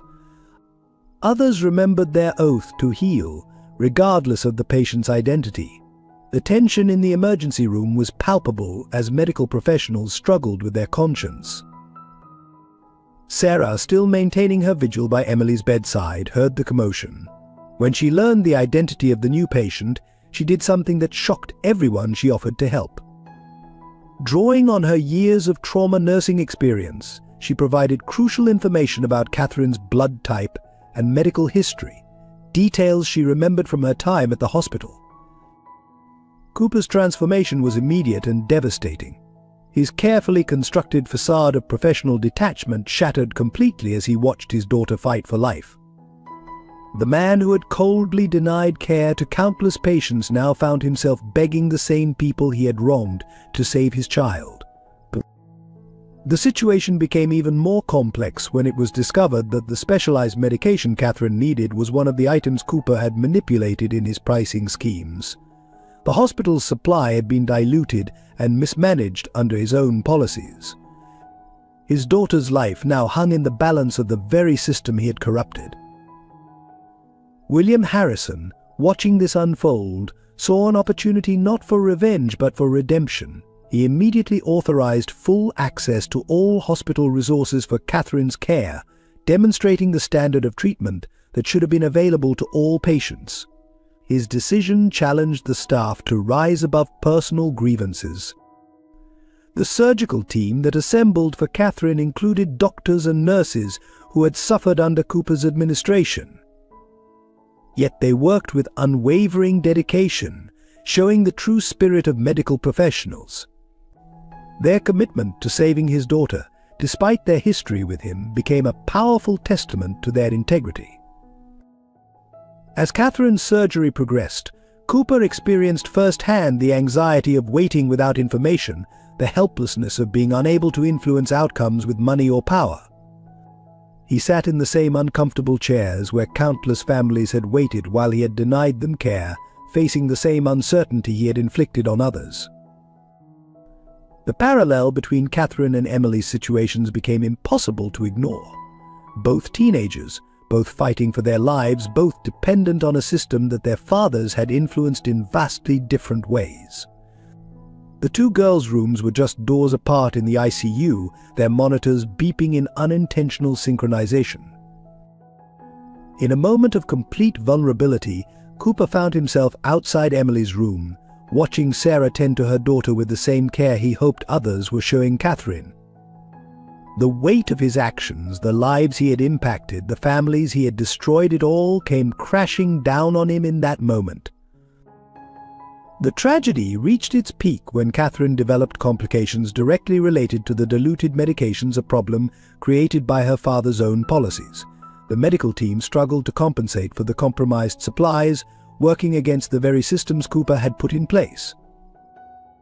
Sarah's expertise proved crucial during a critical moment in Catherine's care. Her knowledge of the hospital's old emergency protocols helped the team navigate around the broken systems Cooper had created.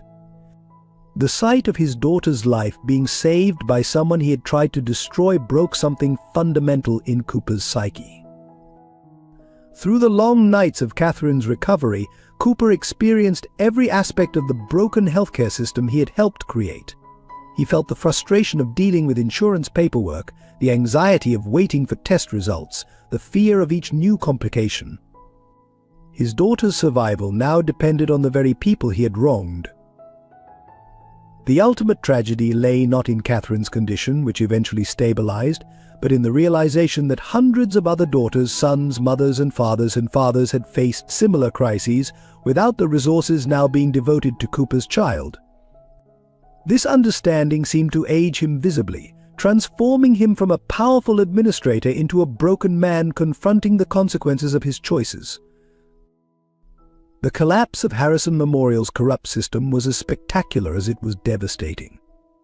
In the wake of Cooper's personal crisis and the ongoing revelations, the carefully constructed facade began crumbling at an alarming rate.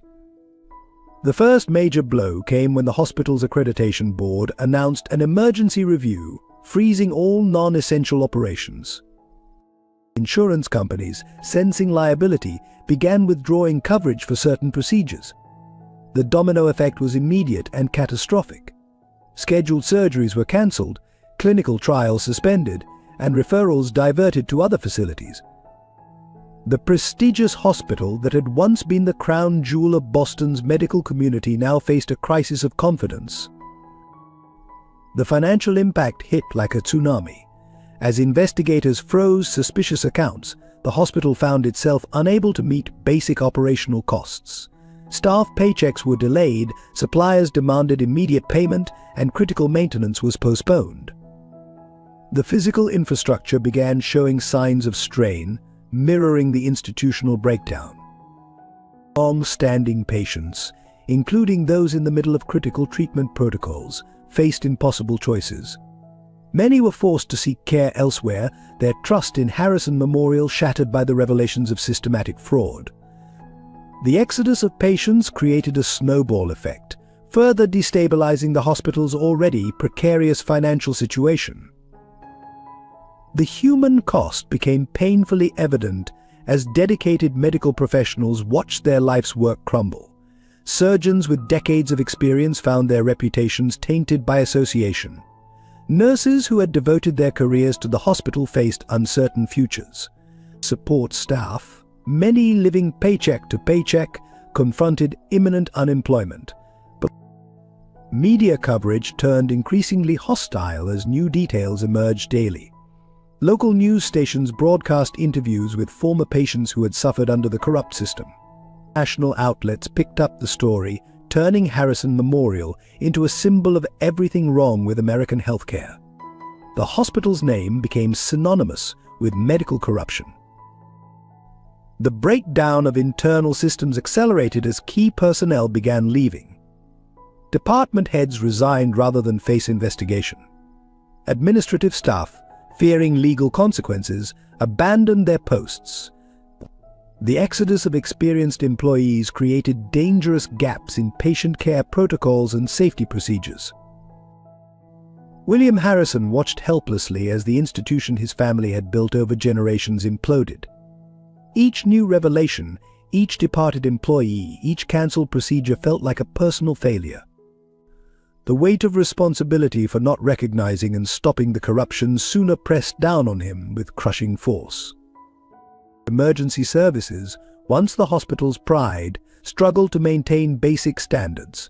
Ambulances were redirected to other facilities. The emergency room, chronically understaffed, could only handle the most critical cases. The community's healthcare safety net began showing dangerous tears. The hospital board, facing potential legal liability, dissolved into chaos. Members resigned en masse, while others turned against each other in a desperate attempt to avoid responsibility. The leadership vacuum further accelerated the institution's decline, leaving remaining staff without direction or support. Cooper's own daughter, Catherine, became a poignant symbol of the collapse. Her continued need for specialized care highlighted the human cost of the system's breakdown. The same corruption that had enriched her father now threatened her recovery, as necessary treatments became increasingly difficult to provide. Emily's condition also deteriorated as the hospital's resources dwindled. The specialized care she required became harder to maintain as equipment failed and supplies ran short. Sarah found herself fighting not just her daughter's illness, but also the collapsing infrastructure around them. The community's response to the crisis was mixed. While many celebrated the exposure of corruption, others mourned the loss of a vital healthcare resource. Local businesses that had depended on the hospital's employees saw sharp declines in revenue. The economic ripples spread throughout the neighborhood. Medical students and residents, their training interrupted, faced uncertain futures. Many had invested years in programs that now might not be completed. The collapse threatened not just current healthcare delivery, but also the next generation of medical professionals. But as the system collapsed, even basic hospital functions became challenging. Record-keeping systems failed, appointments were lost, and medication inventories became unreliable. The sophisticated healthcare machine that had once operated with precision now sputtered and stalled. The tragedy peaked when several critically ill patients had to be evacuated due to failing infrastructure. The sight of ambulances transferring vulnerable patients to other facilities in the middle of the night became a powerful image of the institution's fall from grace. The collapse revealed the interconnected nature of modern healthcare. As Harrison Memorial faltered, other local hospitals struggled to absorb the patient load.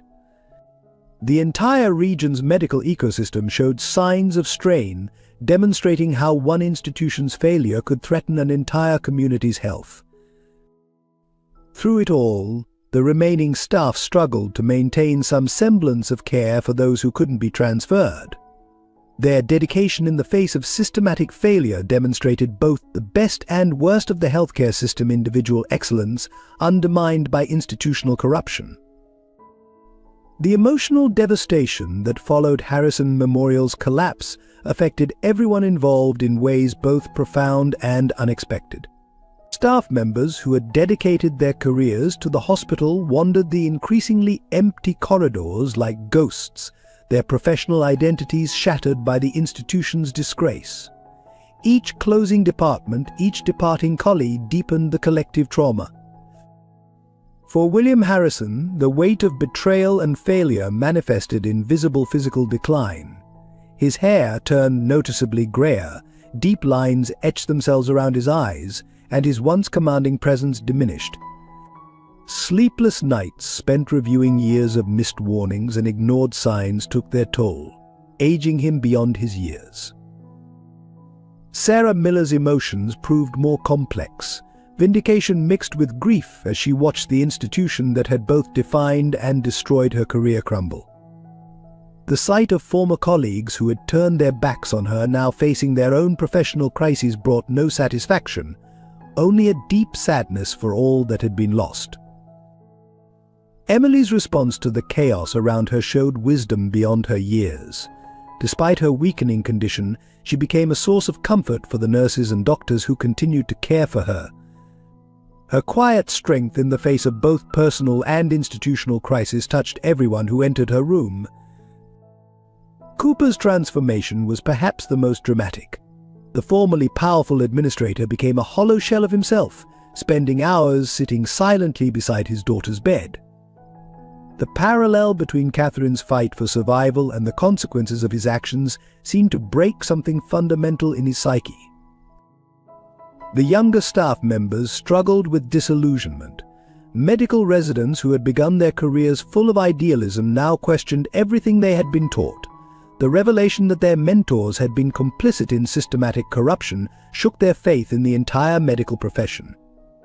Long-term patients felt particularly betrayed. Many had developed deep relationships with their caregivers, trusting the hospital with their most vulnerable moments. Learning that this trust had been systematically abused created emotional wounds that no medical procedure could heal. The community's emotional response manifested in various ways. Some former patients held vigils outside the hospital, mourning not just the institution's fall but the loss of what it had once represented. Others expressed their anger through protests and legal actions, channeling their grief into demands for justice. Catherine's presence in the hospital created uncomfortable emotional dynamics. Staff members struggled between their natural inclination to provide care and their resentment towards her father. Her innocent suffering became a powerful reminder of how corruption ultimately hurts everyone, even those who seem to benefit from it. The hospital's support staff, cleaners, maintenance workers, cafeteria employees faced their own emotional trauma. Many had worked at Harrison Memorial for decades, considering it a second home. The institution's disgrace felt personal to them, as if a family member had been revealed as a criminal. Sarah's former nursing colleagues who had remained silent during her persecution now grappled with overwhelming guilt. Some sought her out to apologize, while others couldn't face her at all. The weight of their complicity through inaction became an emotional burden many struggled to bear. Emily's deteriorating condition amid the institutional collapse created a particular kind of heartbreak. Her quiet courage in the face of both personal and systemic failure served as a mirror, reflecting back the best and worst of human nature to all who witnessed her struggle. The emotional impact extended beyond the hospital walls. Families who had lost loved ones under Cooper's administration now questioned every interaction, every decision, every moment of their grief. The revelation that their tragedies might have been influenced by financial considerations reopened old wounds. William's relationship with his own son, Tommy, underwent a painful transformation. Their conversations about that long-ago night when Sarah saved his life became fraught with new meaning. Tommy's anger at his father's role in Sarah's destruction, though tempered by understanding, created an emotional distance between them. The hospital's board members faced their own emotional reckonings. Some retreated into denial, others into despair. The realization that they had failed in their fundamental duty to oversee the institution's ethical behavior led to deep personal crises for many. Through it all, the remaining medical staff struggled to maintain their professional composure while dealing with their own emotional trauma. They had to continue providing care even as their workplace crumbled around them, forcing them to compartmentalize their feelings in ways that would have long-lasting psychological effects. Cooper's personal tragedy with Catherine created a complex emotional resonance throughout the hospital. The sight of the man who had caused so much suffering now suffering himself inspired conflicting feelings of justice, pity, and recognition of shared humanity. As the full scope of corruption emerged, each new revelation brought fresh waves of emotional devastation. The understanding that they had all been part of a system that prioritized profit over human life created a collective trauma that would take years to process. The final layer of truth at Harrison Memorial emerged from an unexpected source: Catherine Cooper's medical records. As she recovered consciousness, she revealed to Sarah that she had been secretly gathering evidence against her father for months. Working with a small group of trusted staff, she had documented years of fraudulent practices, waiting for the right moment to expose everything. Catherine's revelation stunned everyone, particularly her father. She explained how she had discovered the truth while interning in the hospital's administrative office during summer breaks. Access to internal systems, granted casually due to her father's position, had allowed her to uncover the full scope of the corruption. The accident that brought her to the hospital had occurred while she was on her way to meet with state investigators. The evidence she had gathered was devastating in its completeness. Every fraudulent transaction, every manipulated record, every instance of denied care had been meticulously documented. She had even maintained correspondence with former employees who had been forced out, building a comprehensive picture of the hospital's descent into corruption.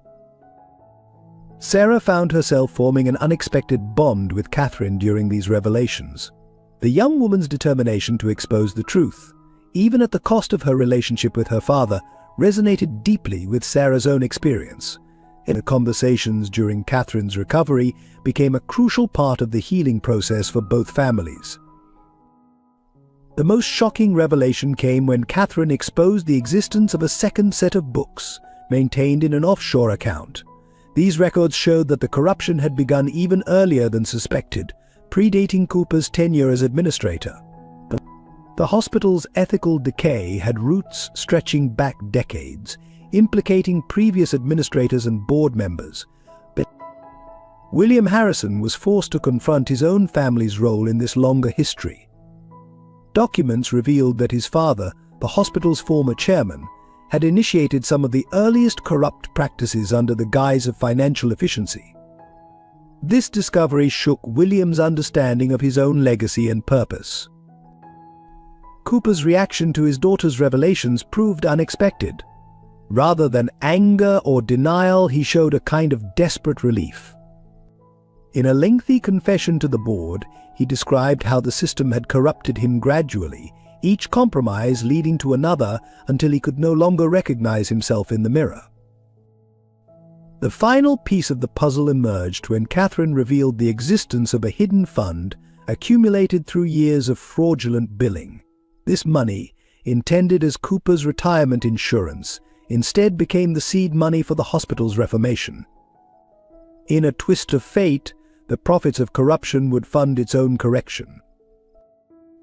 These revelations created a domino effect throughout Boston's medical community. Other hospitals, fearing similar exposures, began internal reviews. The corruption at Harrison Memorial had not existed in isolation. It was part of a larger system of healthcare exploitation that was now being dragged into the light. Perhaps the most poignant revelation came from Emily herself. During her treatment, she had been keeping a journal documenting her experiences. Her perspective as both a patient and the daughter of a former nurse provided a unique window into the human cost of medical corruption.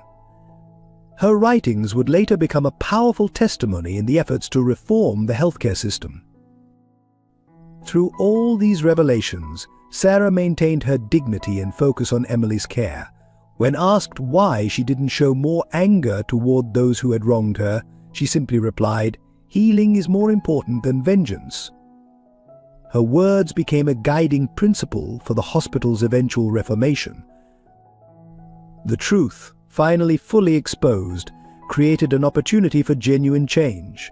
The revelations, painful as they were, cleared the air like a thunderstorm, making way for new growth. The question was no longer about who was to blame, but about how to rebuild something better from the ashes of corruption. Justice arrived at Harrison Memorial not as a swift sword, but as a gradual process of healing and transformation. The first step came when Cooper, influenced by his daughter's courage and his own near-tragic experience, voluntarily surrendered himself to authorities. His detailed confession, coupled with Catherine's evidence, provided the foundation for systematic reform. William Harrison took unprecedented steps toward redemption, liquidating much of his personal fortune to establish a victims' compensation fund. This fund, independently managed, began the process of reimbursing patients who had been overcharged or denied care. The gesture, while unable to undo past harm, marked a concrete step toward accountability. Sarah's professional redemption came through formal exoneration. A state medical board review, examining the evidence of her wrongful termination, not only cleared her name, but commended her early attempts to expose the corruption. Her nursing license was reinstated with full honors, though she chose to focus on healthcare advocacy rather than return to direct patient care. The hospital staff who had supported the investigation found their own path to redemption through active participation in the reform process. Many took leadership roles in establishing new transparency protocols and ethical guidelines. Their experience with corruption made them particularly effective guardians against its return. Emily's recovery, though still challenging, benefited from the reformed system. The same hospital that had once delayed her treatment now became a model for patient-centered care. Her case became a teaching example in medical ethics courses, helping future healthcare professionals understand the importance of moral courage in medicine. Catherine's role evolved from whistleblower to reformer. Despite her father's disgrace, she chose to remain involved in healthcare administration, working to implement safeguards against future corruption. Her unique perspective as both a victim and witness made her an invaluable voice in the reform process. Cooper's acceptance of responsibility had an unexpected ripple effect throughout the medical community. Other administrators, seeing the consequences of corruption laid bare, began voluntary disclosures of their own ethical breaches. The culture of silence that had protected wrongdoing began to crumble. The hospital board underwent complete restructuring, with new members chosen for their commitment to ethical healthcare rather than business connections. Patient advocates and medical ethics experts were given voting positions, ensuring that profit would never again override patient care. William's personal redemption came through active engagement with the communities his hospital had harmed. He spent countless hours listening to affected families, understanding the human cost of corporate healthcare, and working to implement their suggestions for reform. His transformation from corporate chairman to patient advocate became a powerful symbol of change. Perhaps most significantly, the reformed Harrison Memorial became a national model for healthcare transparency. The same systems that had once hidden corruption were redesigned to ensure complete visibility of all medical and financial decisions. Regular audits, patient oversight committees, and open documentation became standard practice. The process of redemption extended to the hospital's relationship with its community. Regular town halls, community advisory boards, and patient feedback sessions became integral parts of hospital governance. The institution that had once seen itself as above public accountability now actively sought community input. Even the physical hospital underwent transformation, with spaces redesigned to prioritize patient comfort and accessibility over corporate efficiency. The imposing administrative wing was converted into a patient support center, symbolizing the shift in priorities from profit to care. Through this process of justice and redemption, Harrison Memorial began to reclaim its original mission of healing. The institution that had lost its way found a new path forward, guided by the very people it had once wronged.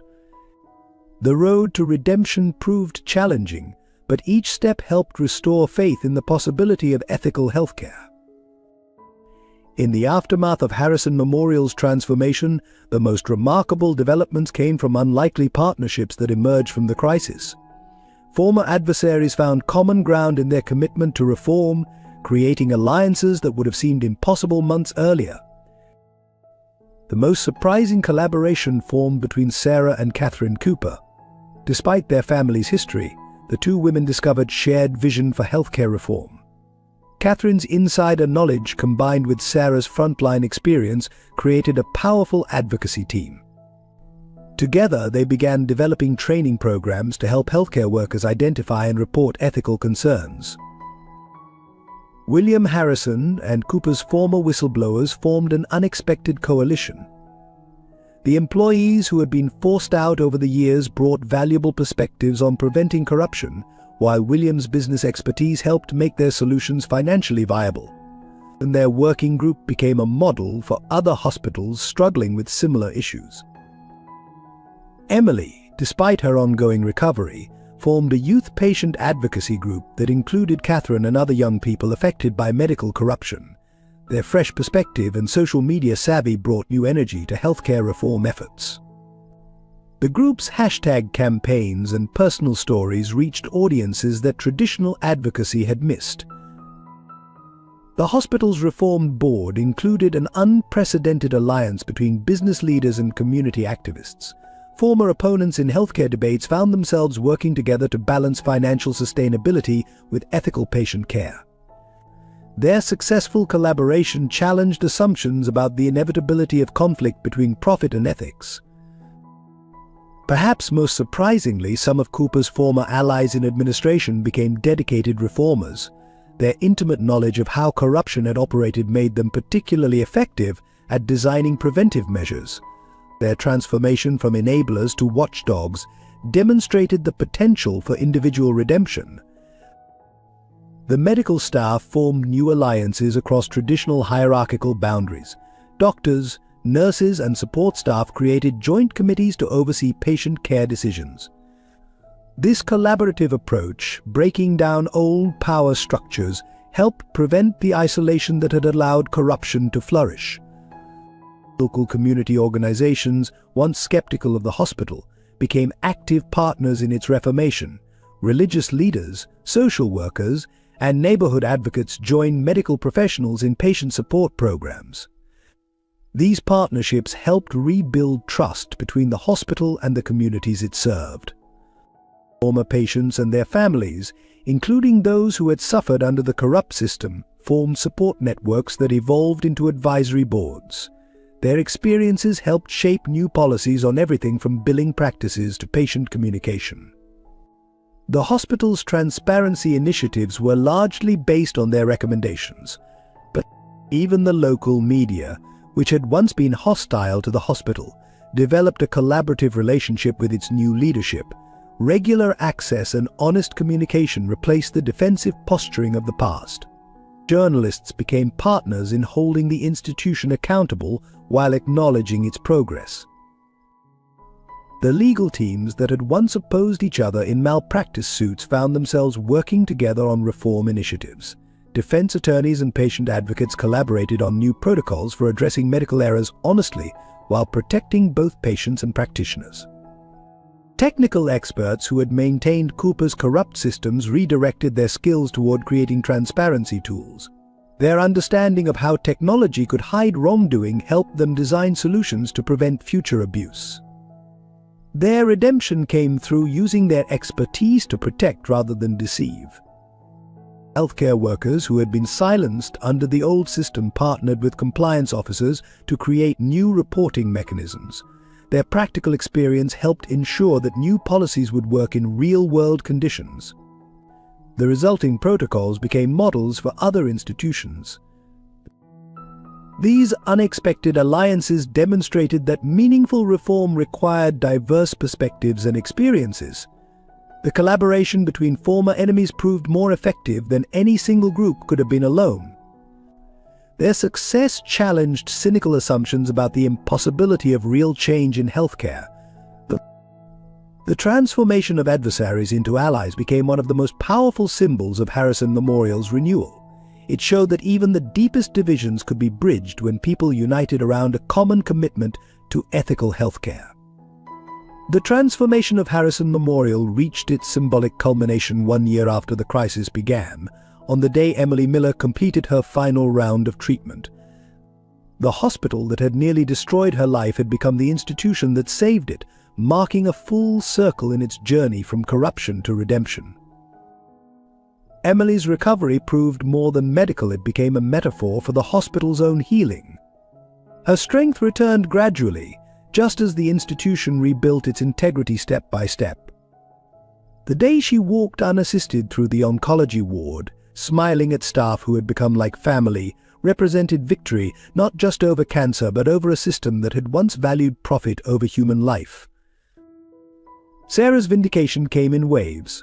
First, the formal apology from the hospital board, delivered in a packed auditorium. Then, the creation of the Sarah Miller Ethics in Healthcare Award, given annually to staff members who demonstrated exceptional moral courage. Finally, her appointment as the hospital's first patient advocacy director, a position created specifically to prevent future abuses.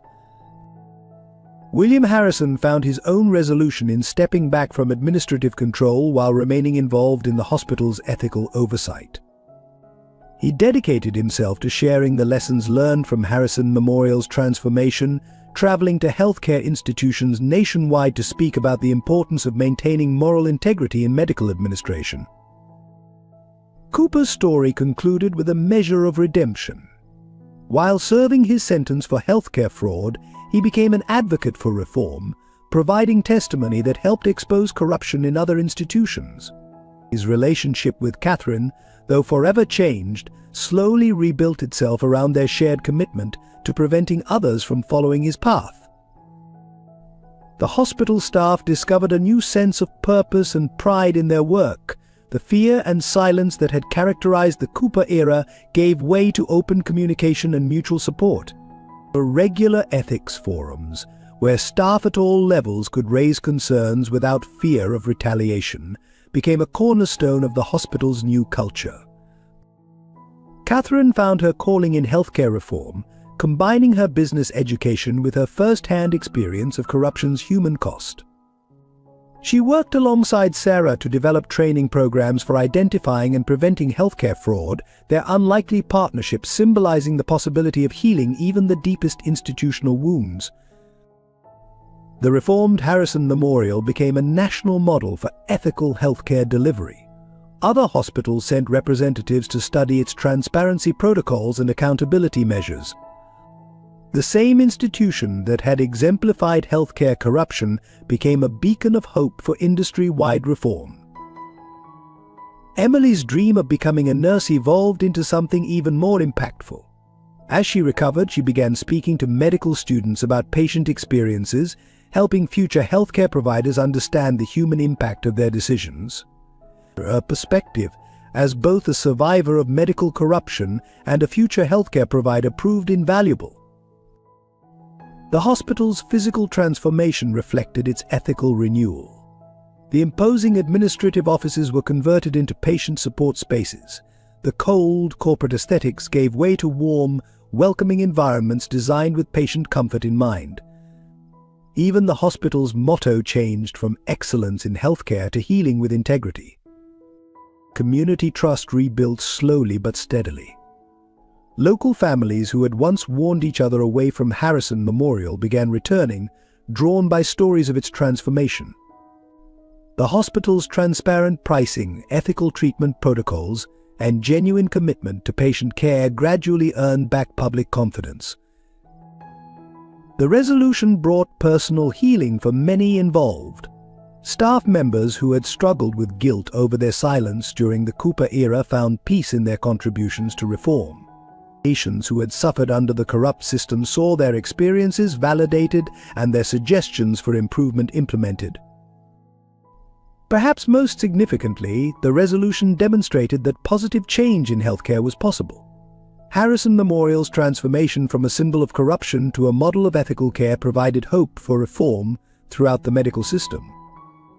The institution's journey proved that even the most compromised systems could be redeemed through commitment to moral principles and patient care. The day Emily walked out of Harrison Memorial for the last time as a patient, she left behind an institution fundamentally different from the one she had entered.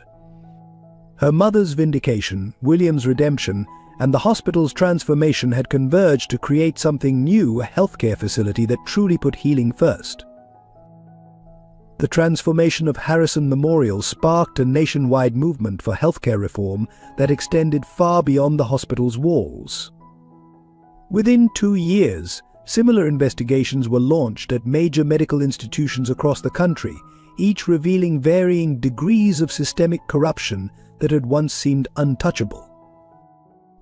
The Sarah Miller Whistleblower Protection Act, inspired by her story, passed through state legislature with unprecedented bipartisan support. The law provided comprehensive protection for healthcare workers who exposed unethical practices, ensuring that no other medical professional would suffer her fate for doing the right thing. Emily's case became a cornerstone of medical ethics education. Her journal, published with additional commentary from healthcare professionals, became required reading in medical schools nationwide. Students learn not just about the technical aspects of medicine, but the crucial importance of moral courage in healthcare delivery. The Harrison Memorial model of transparency and accountability began spreading to other hospitals. Their digital tracking system for treatment decisions and financial transactions, designed to prevent future corruption, was adopted by healthcare facilities across the country. The same technology once used to hide corruption now ensured transparency. Catherine Cooper's work in healthcare reform expanded beyond individual institutions to address systemic issues. Her unique perspective as both a witness to corruption and a catalyst for change made her a powerful advocate for industry-wide reform. Her testimony before congressional committees helped shape new federal healthcare regulations. The partnership between Sarah and William evolved into a national consulting firm specializing in healthcare ethics and reform. Their combination of frontline medical experience and administrative expertise proved invaluable to institutions seeking to prevent or address corruption. Their success demonstrated that ethical healthcare could also be financially sustainable. The reformed Harrison Memorial became a teaching hospital with a unique focus on ethical medical practice. Its residency program, now highly competitive, attracted medical professionals specifically interested in combining clinical excellence with moral integrity. The hospital's emphasis on ethical decision-making became as important as its medical training. Community involvement in hospital governance, pioneered during Harrison Memorial's transformation, became a model for other institutions. Patient advisory boards, community oversight committees, and transparent decision-making processes were increasingly adopted by hospitals nationwide.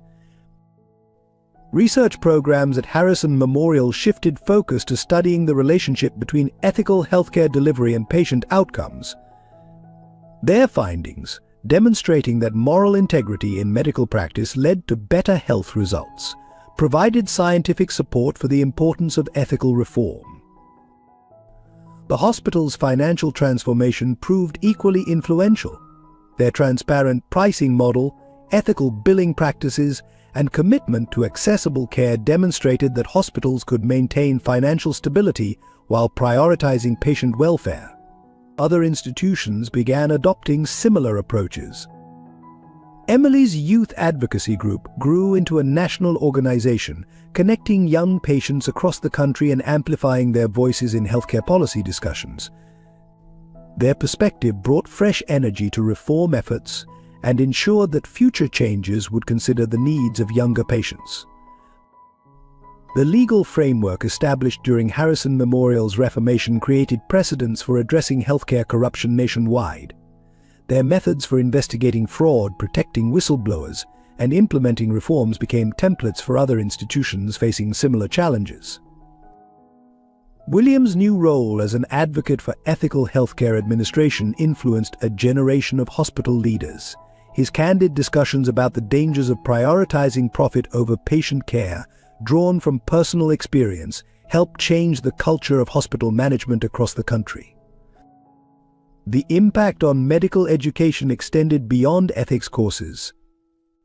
Medical schools began incorporating lessons from Harrison Memorial's transformation into their curriculum, ensuring future healthcare professionals would understand both the importance of ethical practice and the mechanics of preventing corruption.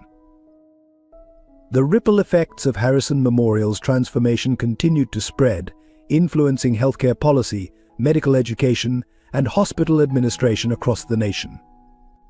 What had begun as one institution's crisis became a catalyst for systemic change, proving that meaningful reform was possible even in the most entrenched systems.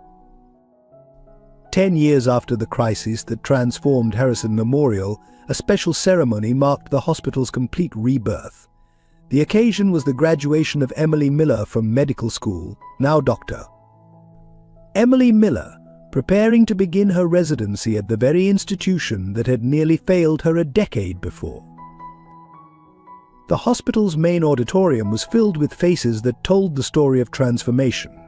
Sarah, now a distinguished healthcare advocate, sat in the front row, her eyes bright with tears of pride.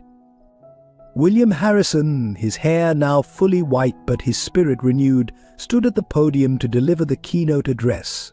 Even Catherine Cooper attended, her presence a testament to how completely the old wounds had healed. Emily's graduation speech captured the journey perfectly. 10 years ago, I lay in this hospital fighting for my life, she began. Today, I stand here ready to help save others. This isn't just my story, it's the story of how crisis can become opportunity, how corruption can be transformed into integrity, and how enemies can become allies in the pursuit of something greater than themselves. The ceremony included a special moment when Emily received her white coat from Sarah, breaking with tradition but perfectly symbolizing the continuity between past and future. Mother and daughter embraced on stage their personal journey from victims to leaders in healthcare reform, moving many in the audience to tears. Around them, the transformed hospital bore little resemblance to the institution of 10 years ago. The walls, once decorated with corporate awards, now displayed artwork created by patients. The former executive offices had become community health centers. Every corner of the building reflected the fundamental shift from profit-driven healthcare to patient-centered healing. The most powerful moment came when Emily walked through the oncology ward where she had once been a patient. Current patients and their families lined the hallway, applauding the living symbol of hope she had become. Her old room had been converted into a special consultation space, named the Miller Family Room, where difficult conversations could happen in an environment of trust and support. Dr. Cooper, watching the ceremony via video link from his rehabilitation facility, where he counseled other healthcare professionals about ethical practices, sent a message that was read aloud: from the deepest darkness can come the brightest light. Thank you, Emily and Sarah, for showing us the way. The day concluded with the announcement of a new initiative, the Harrison Miller Center for Healthcare Ethics, dedicated to continuing the work of reform and transformation. The center would serve as both a watchdog and a guide, helping other institutions navigate the challenges of maintaining ethical healthcare in a complex world. As twilight fell over Harrison Memorial, Emily took one final walk through the hospital corridors with her mother. They paused at each significant spot: the bench where Sarah had waited that first night, the emergency room where their journey began, the ICU where Emily had fought for life. Each location now held different memories, transformed like the institution itself. The security guard who had once tried to remove Sarah from the premises now held the door for them, offering congratulations to Dr. Miller. The nurses who had witnessed their struggle now welcomed Emily as a colleague. Even the physical space seemed to embrace them differently, the evening light casting warm patterns through windows that had once seemed cold and institutional. Their final stop was the hospital's new garden, created where the administrative parking lot had once been. Here, among the healing plants and peaceful paths, mother and daughter sat together in quiet reflection. The hospital behind them stood as a testament to the possibility of transformation, while before them stretched a future full of promise. "Ready for tomorrow?" Sarah asked simply. "Ready," Emily replied, her new white coat gleaming in the sunset. "There's still so much work to do." Above them, the hospital's new motto caught the last rays of sunlight: healing with heart, leading with integrity. The words, more than just a slogan, represented a promise kept and a future secured. As we conclude this powerful story of redemption and transformation, we invite you to become part of our storytelling community. Your support through channel subscriptions helps us continue bringing these meaningful narratives to life. If this story touched your heart, please share it with your friends and family. Every share spreads the message of hope and resilience that Sarah and Emily's journey represents. Take a moment to like this video and share your thoughts in the comments below. How did this story affect you? Which character's journey resonated most with your own experiences? Your engagement creates a valuable dialogue about healthcare ethics and human compassion. Would you like to hear what happens next? The story of Harrison Memorial's transformation continues with new challenges, unexpected alliances, and deeper explorations of healthcare reform. Let us know in the comments if you're interested in part 2, where we'll follow Emily's journey as a doctor and the ongoing evolution of ethical healthcare. Remember, your support through subscriptions, likes, and shares helps us create more compelling content that matters. Together, we can continue exploring stories that challenge, inspire, and remind us of our shared humanity.